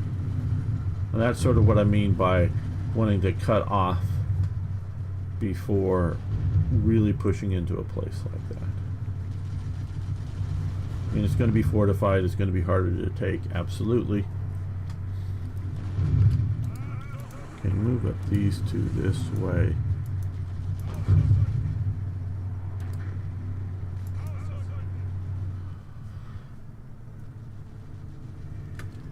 Okay, they're battling there. So how are you? You're in good shape. So you attack there.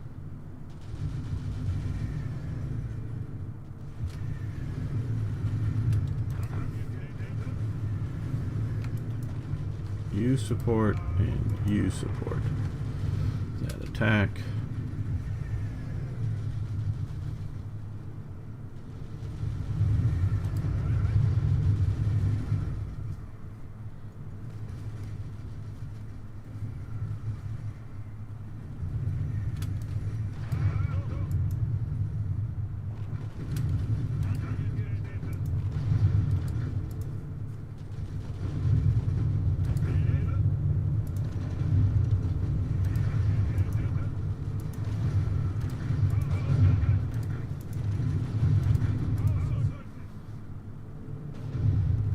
Okay, good. We're pushing across this river here. You guys might as well just get across.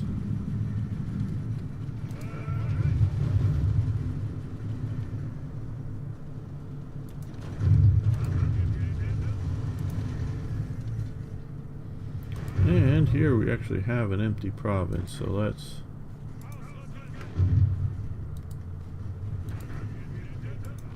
move these guys up here.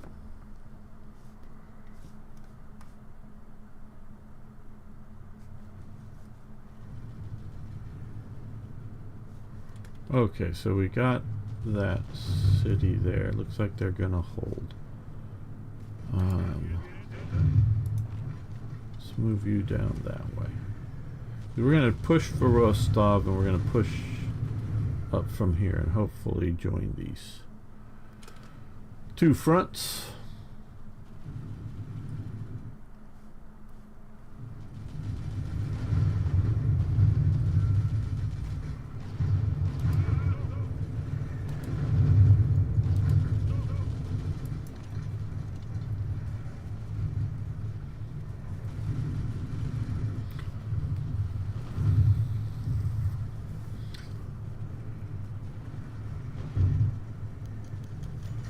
Okay, enemy agent turned. Nice, I guess, yes.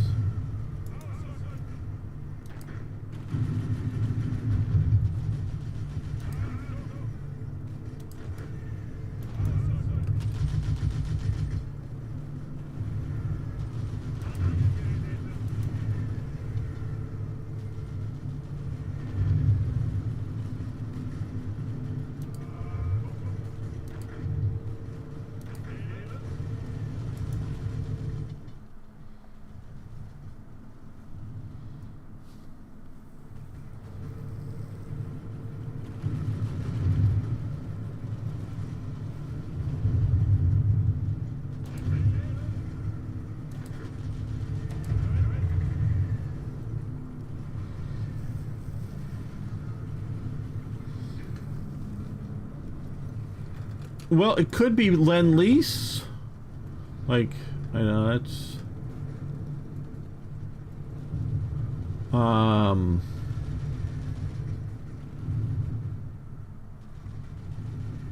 That's what it could be over Britain, or over Soviet Union with a British plane.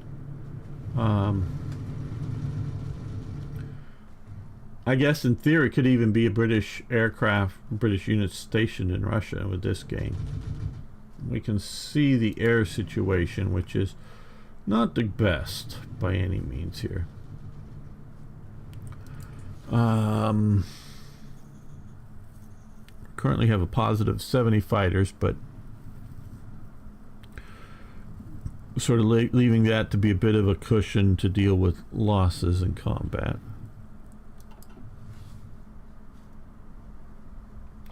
Yeah, I don't know if it's Lend-Lease. It might just still keep the British rondels, but it could also be a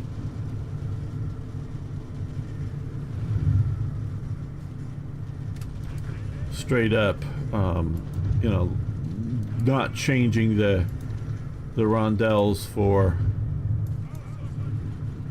Lend-Lease equipment.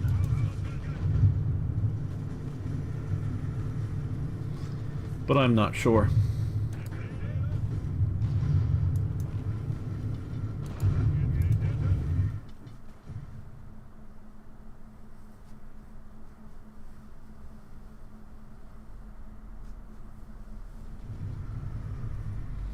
Okay, good.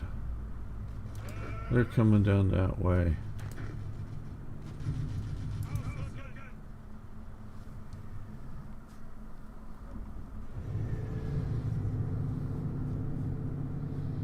Right, okay, got this German division up here. Well, first let's march the Slovaks there. That way we cut off these one Soviet division there.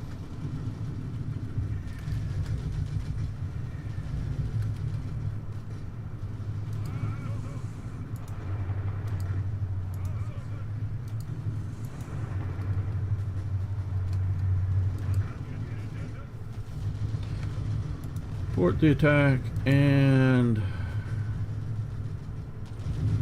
support the attack.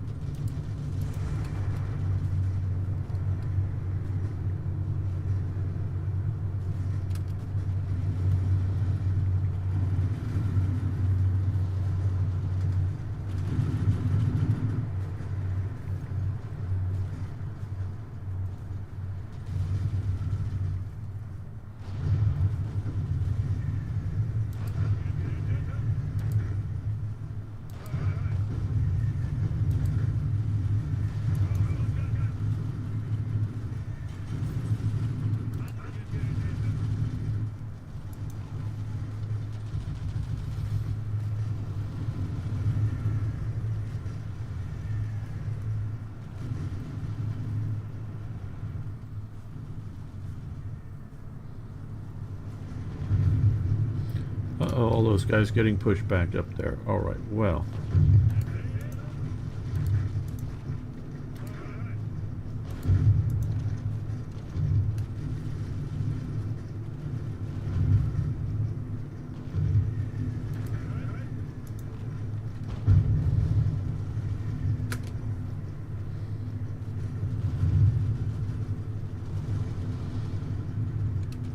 Now, time for another push. Well, I'll just get all of these guys to push them.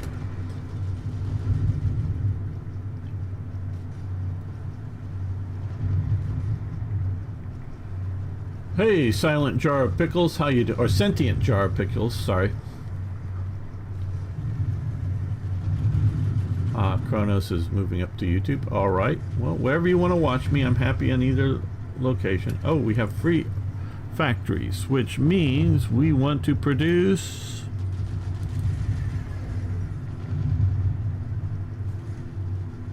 radios.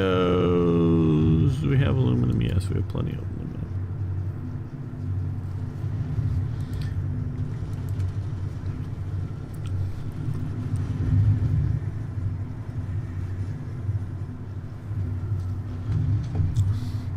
Earlier we were talking about American logistics and German logistics compared to everything else. The other thing, of course, is a big game changer is radios.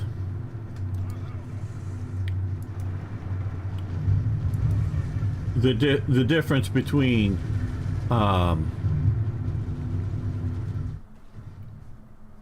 being able to communicate tanks and other things with radios versus not is another massive improvement the Germans had.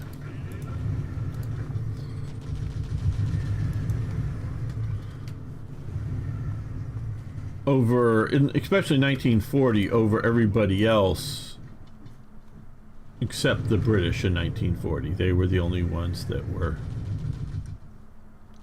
about as radio equipped.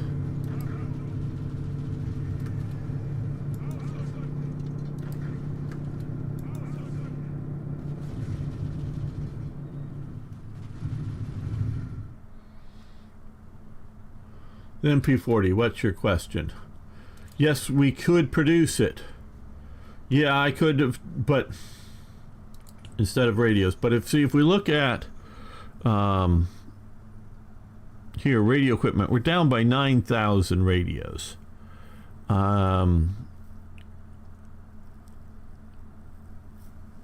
We do have assault equipment here, but so I'm really, and we don't even have we need uniforms. We got naked troops, people, naked troops on the front line.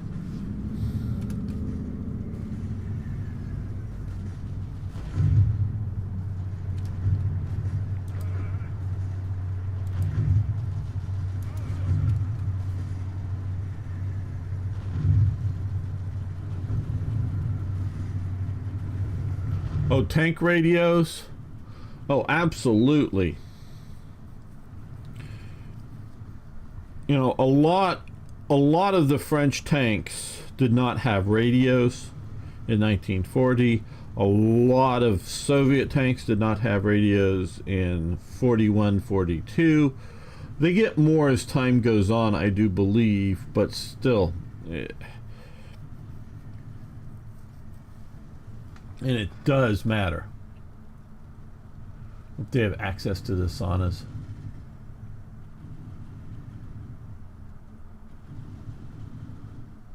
Oh, you're talking about in the game researching. Well, we are researching Signal Company here. I guess that may be it in the game. Oh, and improved tank radios too. So we're doing both. Signal Company just saw the tank here, but yeah, improved tank radios. So we're researching both of those. Does anyone know why the Russians thought it was acceptable to have tank communications via flag even after running into panzer units that had radios? I don't know that they did. Sentinel jar of pickles. I think again, how do I put this? Everything you read about the Soviet Union is a lie.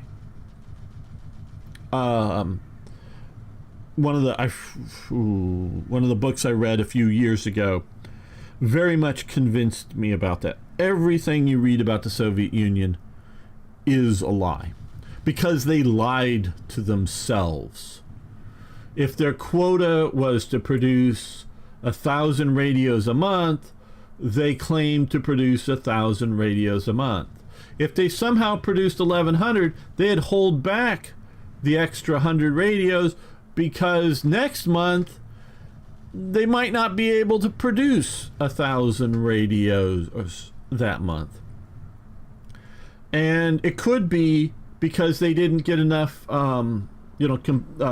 materials, components, whatever you want to say. However the factories are set up, glass vacuum tubes or something, whether they made them in their factory or they got it from another factory and shipped in, I don't know. And because the glass manufacturers would say, we sent you enough, and if it didn't get there, well, that must be saboteurs on the railroads. Well, the railroads said they delivered enough because they didn't want to admit that they might have had a saboteur in the railroads and get people shot or sent off to the gulags. And so if the factory admitted that they, said, well, there was supposed to be 3,000, let's say 3 vacuum tubes per radio or something, 3,000 showed up, they're not going to admit that they didn't get it because the train says they delivered 3,000 vacuum tubes. The delivery people, whether it's trains, trucks, whatever. And if we say that there's only 2,800, well, it must be one of our people that is the saboteur. So we'll just say we got 3,000. So they're lying to themselves, and they also purposefully, knowingly, as part of the system, lie to the outside world. So everything you read about the Soviet Union by the Soviet Union is to one degree or another a lie, a fabrication. So, I don't know, and I'm also not the greatest expert on it. So much stuff is still classified there, though a lot became unclassified after the fall of the Soviet Union on World War II. But even there, how much, there's a lot of information that has been lost to everybody because of Soviet suppression. And then other stuff that may be out there known to historians that, read and speak Russian, but lost to, shall we say, the English-speaking world. And for all practical purposes, it's English that counts what's published in books. Because that's what the international reader reads. So there could be a great book in German on something in World War II, but most of us aren't going to sit there with Google Translate and type it in or scan it in, because you can do optical scans to get it in English. So, and then of course there's a lot more researchers out there that speak German, speak French, that will then write in English, that will produce in English. So English is, for better or worse, the official language of most things like computing and science and history. So, and it just so geographically, linguistically, politically, and again we're seeing with what's happening in Russia, politically, Russia's divided from much of the Western world, because right now some British or American historian probably won't be allowed into some Russian archives from World War II that they might have been allowed 2 or 3 years ago, and even more would have been allowed 4 or 5 years ago probably. So, it's cutting off. So even those records now, they may be a guide to what's going on. So yeah, you get how hard the picture is. So I don't know, but I'm presuming that the Russians just did not have the radio production, because a lot of places in Russia, towns, villages, might have had the one radio, where Germany is doing the Volkskampfer, the people's radio, in which they're trying to get a radio in everybody's home, which means apartment and whatnot, as well as pubs and other public meeting things. They're trying to get them out everywhere. So they have, even before, well before the war starts, they have a massive industry set up. Yeah, true, mostly making receiving sets, but it's not that big of a leap to making a sending and receiving sets. So they have the infrastructure for mass communications via radio. The Soviet Union doesn't, for the scale of the country that it is, okay? Yes, it makes radios. Yes, it probably makes a shit ton of radios. But for the size of the country, or the size of the army, and including, if you figure you got to have a radio in every airplane, and you got to have radios at ground stations for the airplanes, and you got to do all this other stuff, I don't think they can produce enough radios. And they do more of a, like for in tanks, a receiving set, so that your platoon commander or somebody can tell you something. So again, some of this is out of pure speculation, but it's somewhat informed speculation. So, but it is still speculation. And because I know they did do this, is they did have the idea of, at some command level, a sending and receiving set, and a lower command level. It might be more the company having a sending and receiving, company command tank or tanks, because sometimes you would have the CO and the XO tanks, having sending and receiving sets, and the platoon commander having a receiving set. And the other guys are just like, hey, form up, V-shaped formation on me, tank commander, and, follow along. But even then, when the platoon commander sees, like, oh, there's enemy tanks shooting at us over there on the left flank, he can't tell the superior commander that they're seeing it there right away. So yeah, they have radios. They get more and more radios as time goes on. I don't know if there's really any setup of taking or being sent Lend-Lease radios to being installed in Russian vehicles. I just don't know if that was happening or not. But I do know that later in the war they are getting more and more radios. Again, it's a big enough mystery as to how much that's happening for me. Okay, yeah, let's see. You should be good with manpower until late 42. Yeah, we're getting better at manpower for sure. We're approximately good. After doing casualties, okay, because they couldn't manufacture enough short-range radios, long-range had priority because Germans were able to intercept radios and use them to kill them. Do you think some of the generals believed the lies and thought their armory units had radios? Well,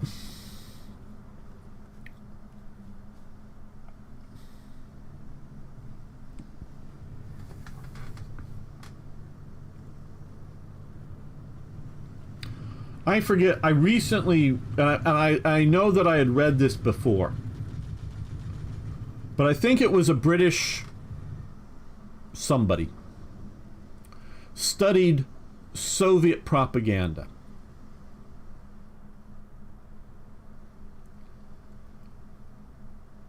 And Soviet propaganda, communist propaganda, is not meant to convince you of something. What it's meant to do is to humiliate you. Okay? And I have a fair number of... Oh, hello, Muhammad 576 over on Rumble. How you doing? Good to see you over there. Yay. Is meant to humiliate you. And what it does is it makes you say things you know are not true to somebody else. Okay? And that's its goal. It is not to convince you that everyone has radios. What it's meant to do is you sit there and you know in your head, because you've just looked in all the tanks and seen that they don't have radios, but you go to somebody and say, yep, all the radios there, sir. It's meant to humiliate you and make you say things you do not believe is true. It is like, and so that is what Soviet propaganda is like. Now, and like I say, there's a lot of Europeans. I know a lot of European friends, and a few of them will admit, will say truth. But I think even they, in their social activities, will go along with Soviet propaganda to this day. Because there are people that will say, men and women are just the same and equal. Women can be men and men can be women. Trans rights matter. Trans rights don't fucking matter at all. Because a trans person is a mentally deranged person, self-described. They claim that their mind or their soul or whatever is in the wrong gendered body. So they've just identified a mental problem. Our current, quote-unquote, method of dealing with it is to affirm their mental problem and not fix their mental problem. They want to affirm their mental disorders. Say, yes, you're right. You really are a man, as you have boobs bound. Well, we can cut the boobs off and you'll be more of a man. No, male and female is down in every cell of your body. You cannot change it by any surgery. Yes, you can fool somebody in doing it, but men are men and women are women, and that is it. Okay? Yes, I know there's some hermaphrodites that are born some way. I'm not talking about them that are actually born with dual genitals or something. Okay? I'm talking about trans. There is no such thing, there should be no such thing as trans rights. Trans is a mental disorder. It should be, and I don't know how best to, but it should be addressed through healthcare systems. And I don't care if somebody, transvestites, that people want to dress up and pretend to be something else, pretend to be a man or pretend to be a woman. That is a different matter, okay? Play dress up is playing dress up. That is fine. That has a long tradition. That does not make you a man or a woman, okay? So what Soviet propaganda is to get everyone to say things that they know in their heart of hearts is not true, and then go along with it to the point of death. I will not do that. I think a lot of people are being propagandized into being trans because, yes, especially in your teen years, as your body is changing, it is uncomfortable, and you may look at, the grass is always greener or whatever. Look at the other side, and boy, I wish I was a boy. It seems to be easier than being a girl. And I do also believe that there are adults that get there and really do feel messed up. I feel for them. This is not a hate statement. This is not hate. Again, they want to claim everything, if you disagree, is hate. I don't hate them. I'm not hating. I don't fear them. It is not a phobia. It is just a reality. They, just because you want to dress and act differently doesn't make you a man or a woman. It makes you a person who wants to dress and act differently. Now, maybe in the olden days, back in the 70s and 80s, most all of them, people who wanted to, yes, some people wanted to surgically transition, but most of them wanted to dress up and pretend, go in, nightclubs, whether as a performer on a stage or just one of the audience, dress up and pretend. But they knew that they were male or female. They just wanted to pretend. And that is different and odd. I'm different and odd in other ways. I know that. I'm a World War II nut. So I know I'm different and odd. So it's not saying different and odd is bad. It's just different and odd. Okay, they want to dress up and pretend to be something that they're not. That is fine, so long as everybody understands that they are pretending. Okay, and we're not saying it's real. We're not saying that whatever can compete, in whatever sporting or something. There is no such thing should be. You can try to give them trans rights, but trans is a mental disorder. It should be addressed and helped and brought people through the thing and whatever. So, and yeah, you could, hater, and, somebody can go report me to YouTube or something. Well, no, I don't hate anybody like that because they have those things. I hate communists. Yes. I hate Nazis. Yes. But that's a choice. Yes, I know some people are propagandized into those beliefs, but hopefully we can detransition them from being a communist or a Nazi into not being one of those people. But just because you believe if you actually believe you're in the wrong body versus, hey, I like to pretend because, hey, I might want to pretend to be a World War II soldier, but I know I'm not. Okay? So, do the generals believe the lies? Between conditioning of various elements through society, between fears of the purges and their mass trials back in the 30s, and the commissars running around, doesn't matter what they believe, they had to act sentient jar of pickles as if they were fully equipped. Their statistics on Tigers destroyed tend to be slightly out of proportion after they were awarded for Tiger destroyed. Yes, because they needed experienced tank commanders led to the squad. They didn't have a... Yes, there was also training issues for the Soviets. But most Soviets couldn't tell the difference between a Tiger and a Panzer IV. Anyways, that very likely. Good old Volkskampf, right? Yes.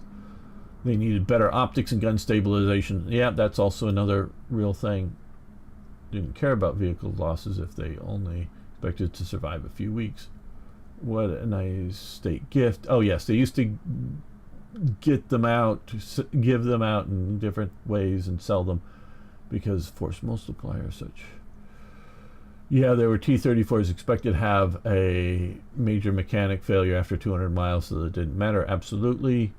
That's why the Soviets did love the Sherman, particularly as a training vehicle, because they could drive it for long ways before major problems. Most tanks in the era had a failure after 300 kilometers. better. Weren't those cases over engineered suspension? I don't know. Yep, and a few other stuff. Tiger's legendary. Want to ride a Tiger, be a skilled mechanic, gunner, mechanic. Yep. Well, all tankers need to be mechanics. Body dysphoria is a serious topic. We don't lack patience, but you also got a lot of trendies. Yes, absolutely. And I do understand that there, and I do agree that there are people that really do have body dysphoria and whatnot. But is the best solution to affirm it, or to, through therapy and psychology and whatnot, to try to figure out that, yeah, that's probably the best out, the best way is that you are what you are meant to be, what you are, even if it's uncomfortable. German tanks engineering overcomplicated in design, but even they were the best out there. Yeah. As a psychologist, I am all for reaffirming so I get more spare time. I think you mean that as a bit of a joke, I hope. So, yeah. And so that's, and although I've never seen the whole thing, but there is the Shakespeare play in the movie The Taming of the Shrew, in which the husband gets the woman to say, yes, it's midnight when the sun is, at the peak of the sky, and it's noon when the sun is, over the horizon at midnight or whatever. So, it's propaganda to get you to knowingly, oh wow, the Italians lost some. We just participated with some aircraft, but took out a heavy cruiser, 2 destroyers, and 3 convoys. Got to be hurting them there. Okay, it would help if it weren't such a news topic and pushing patients into the spotlight. Yes, because attention sure does help. Yes. Yeah, and I do... I do think people, men and women, go through, going through puberty and body changes. And I have no idea what it's like for a woman to go through it. Obviously, I know what it's like for a man because I am a man and I've gone through it. But it can be an uncomfortable situation for people. And I think that there is that. I also think that I think parents don't teach or train, however you want to say, their children as well as they used to. I think they presume school/society is going to do that more. And I think, and again, I think because I don't know, and I'm sure it varies in regions, it varies in individual families and whatnot. But I think there is a lack of mothers training or teaching their daughters how to be a woman. I think so. I think it's the idea of whether it's makeup and clothes and other things, of how to look good or be appealing or however you want to say it. So I think a lot of girls going through this just look over and see, wouldn't it be easier if I was a boy, and I don't know how to do all this stuff, and mom isn't helping out enough because mom's working. I grew up in a home. I grew up in a time in which most mothers were in the household. I think now we have so many more mothers that aren't in the household, and it's not that they don't care, it's not that they don't try, but I think so many more mothers, notice I'm using the term mothers and not women, but mothers are working, well, it may be very much but by society's changes and economic necessities. I'm not saying it's always by choice, but I think there is more of a situation in which mothers are working outside of the homes. They're spending less time with their children, generally speaking, but here we're talking about girls. and so there's less training on, you know, growing up, if you will. Less examples, you know, because also part of the training is, you know, monkey see, monkey do, in that, you know, watching mother behave and such in ways. But if you're not around mother, well then, why do we have this island here? I think this is a black ice thing. There isn't enough here to warrant having an island. That island, I know that one of these islands is right now in the news a lot, but they're super small. It's that kind of thing. I gave my kids away 40 minutes ago. I cannot comment on neglect today. Okay, but you know, so for male to female trends, a lot of them in my generation, Gen Z, seem to be former incels, men who could never get women, and some might think that life as a modern woman would be easier. That, you know, and there's those kinds of things. I do think there is, historically speaking, and yes, I'm a historian. No, I'm not like one that publishes books. I publish videos talking about history. But boys used to grow up around their fathers, because they went to little or no school. They, you know, and even those that did read and write still went to limited school and got that.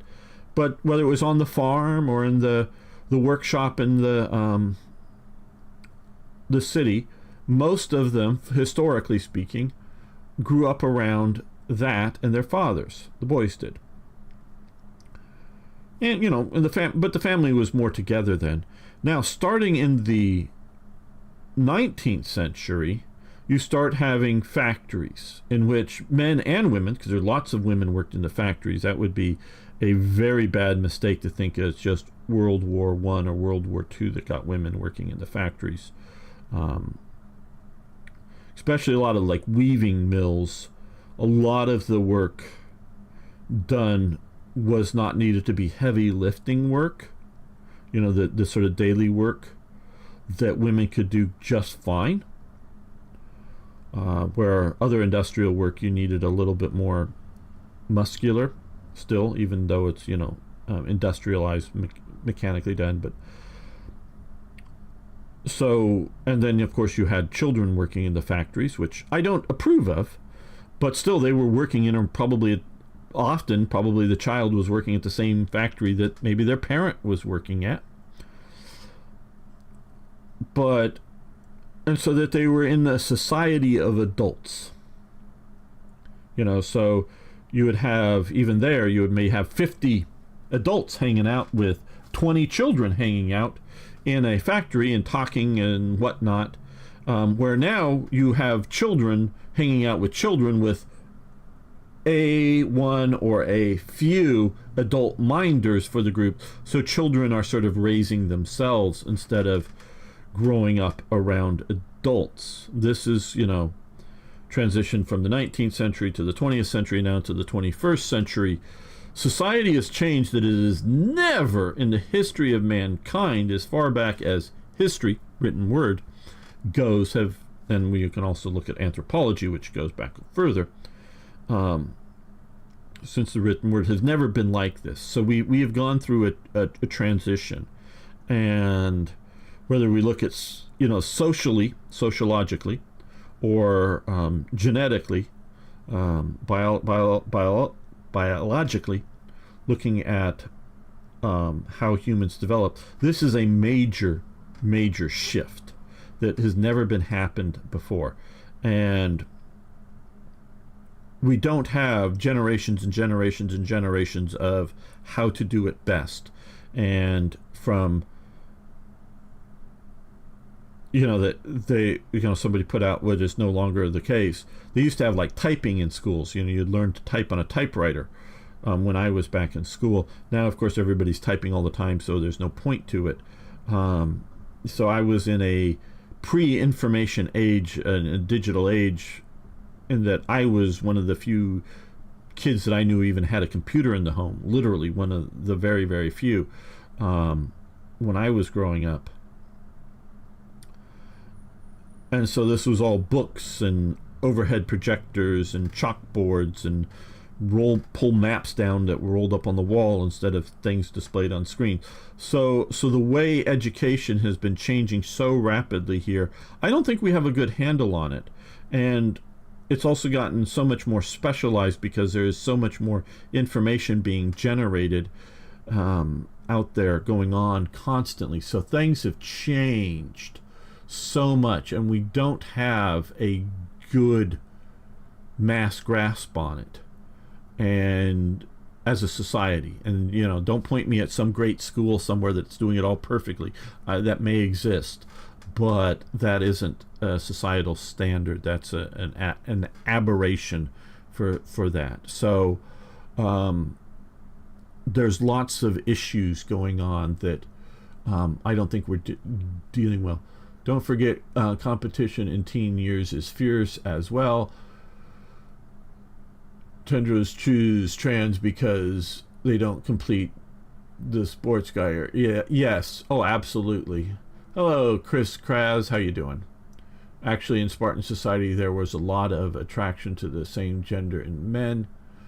Yeah, well, that's different. Attraction is different than thinking you're in the wrong biology. And I'm not going to discuss here and now attraction, but I definitely understand whether it's Sparta or Athens or Rome.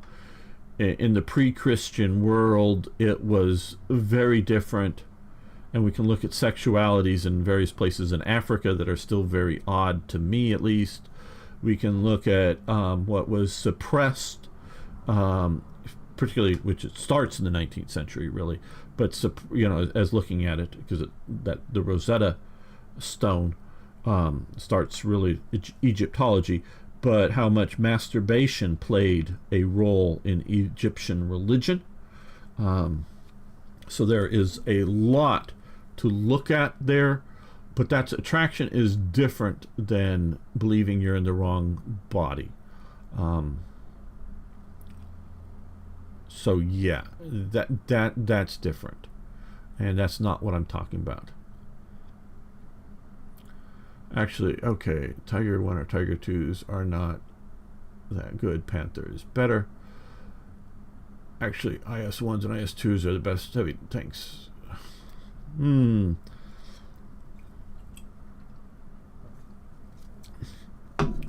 the Tiger 1 is developed, the Panther doesn't exist, Felipe.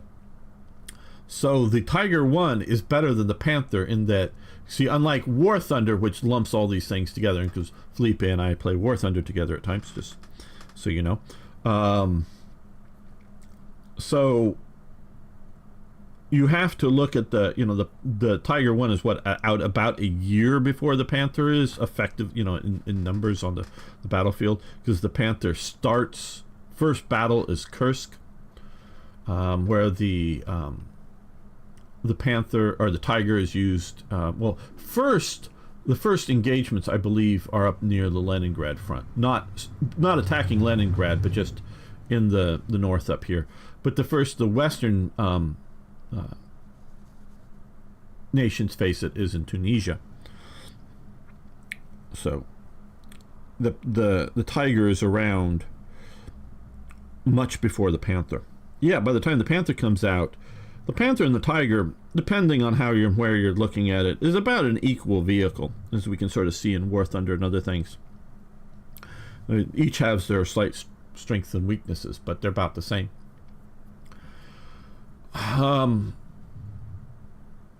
Best heavy tanks of World War II. Well, I would say a Panther is better than an IS-1 or 2. And it's a medium tank. I would say the best tank, in quotes, of World War II is the British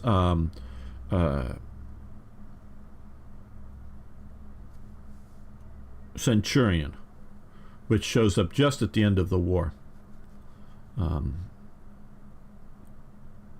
that's probably the best. I mean, it's just in the last few months of the war in 45 that it actually gets to the battlefield.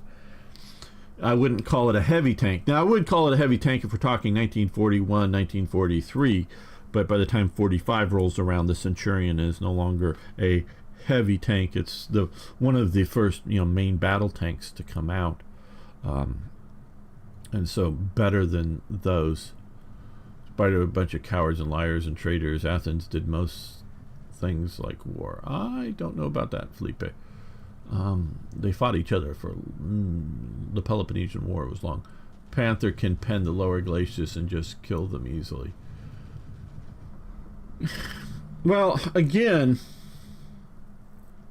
unlike War Thunder, you have to understand those tanks as a unit.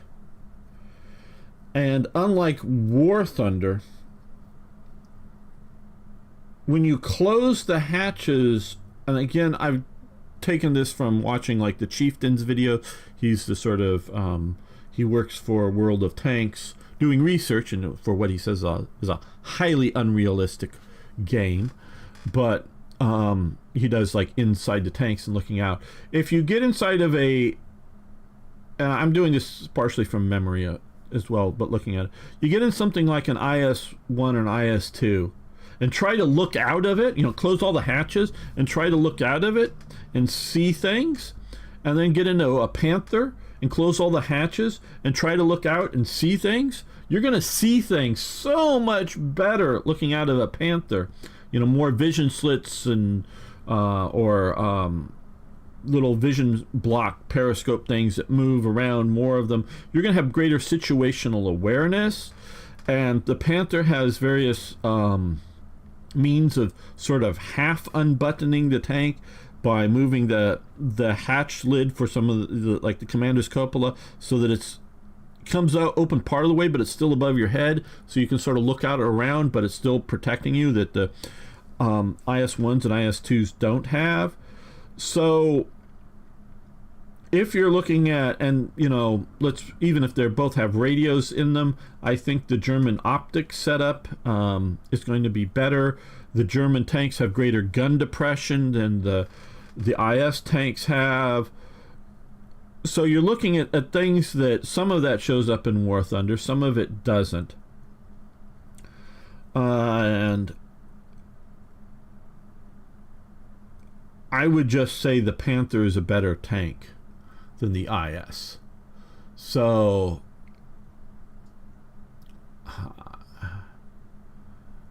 I don't know where you get Sparta did not like to fight. I seem to remember something about 300 of them at the hot gates, or Thermopylae. In fact, I think they liked fighting.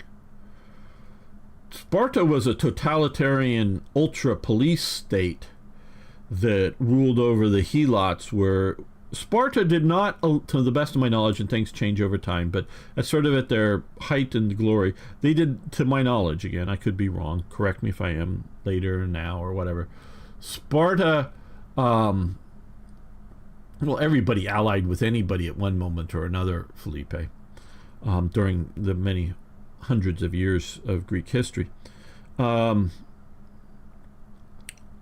Sparta did not allow individual personalized slavery, but they had state slaves, in essence, the government owning slaves, as the helots. They were in essence a slave class. Might be more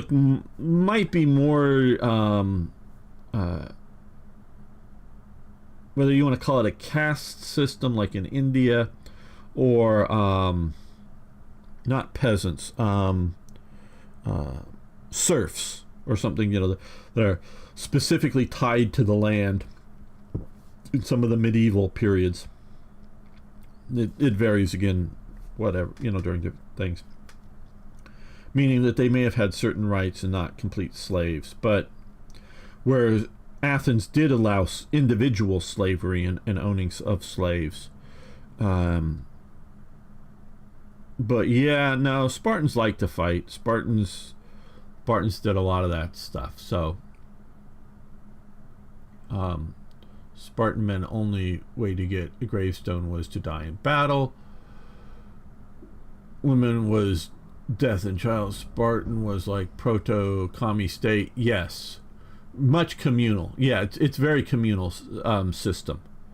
Spartans did not, again, later stages it changes, but while still being Sparta. But during the main period, Sparta did not allow money. It did not have money. It did have ownership, as my understanding. And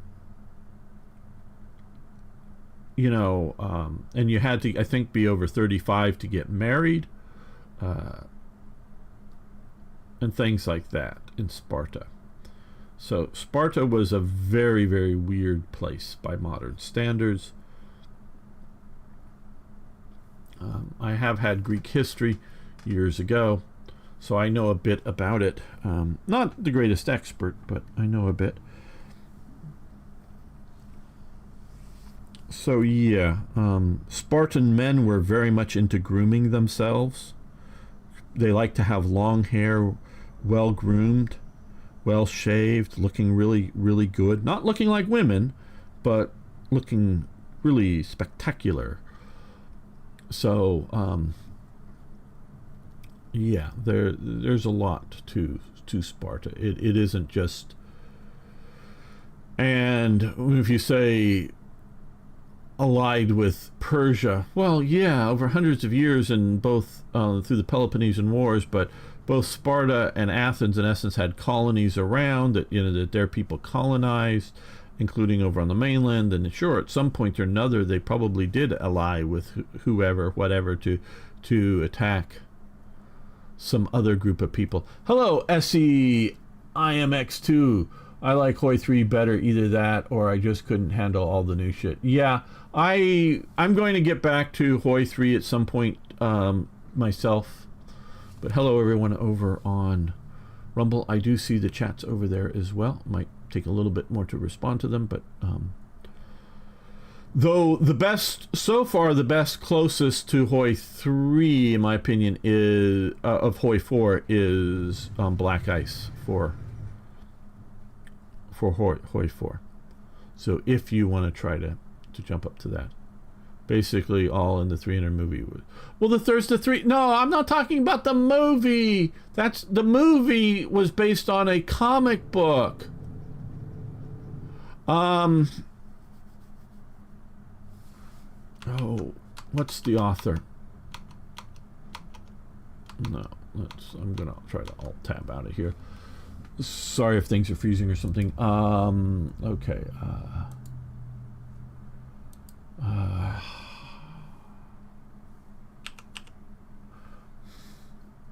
boy, I'm trying to remember. A very good historical fiction writer.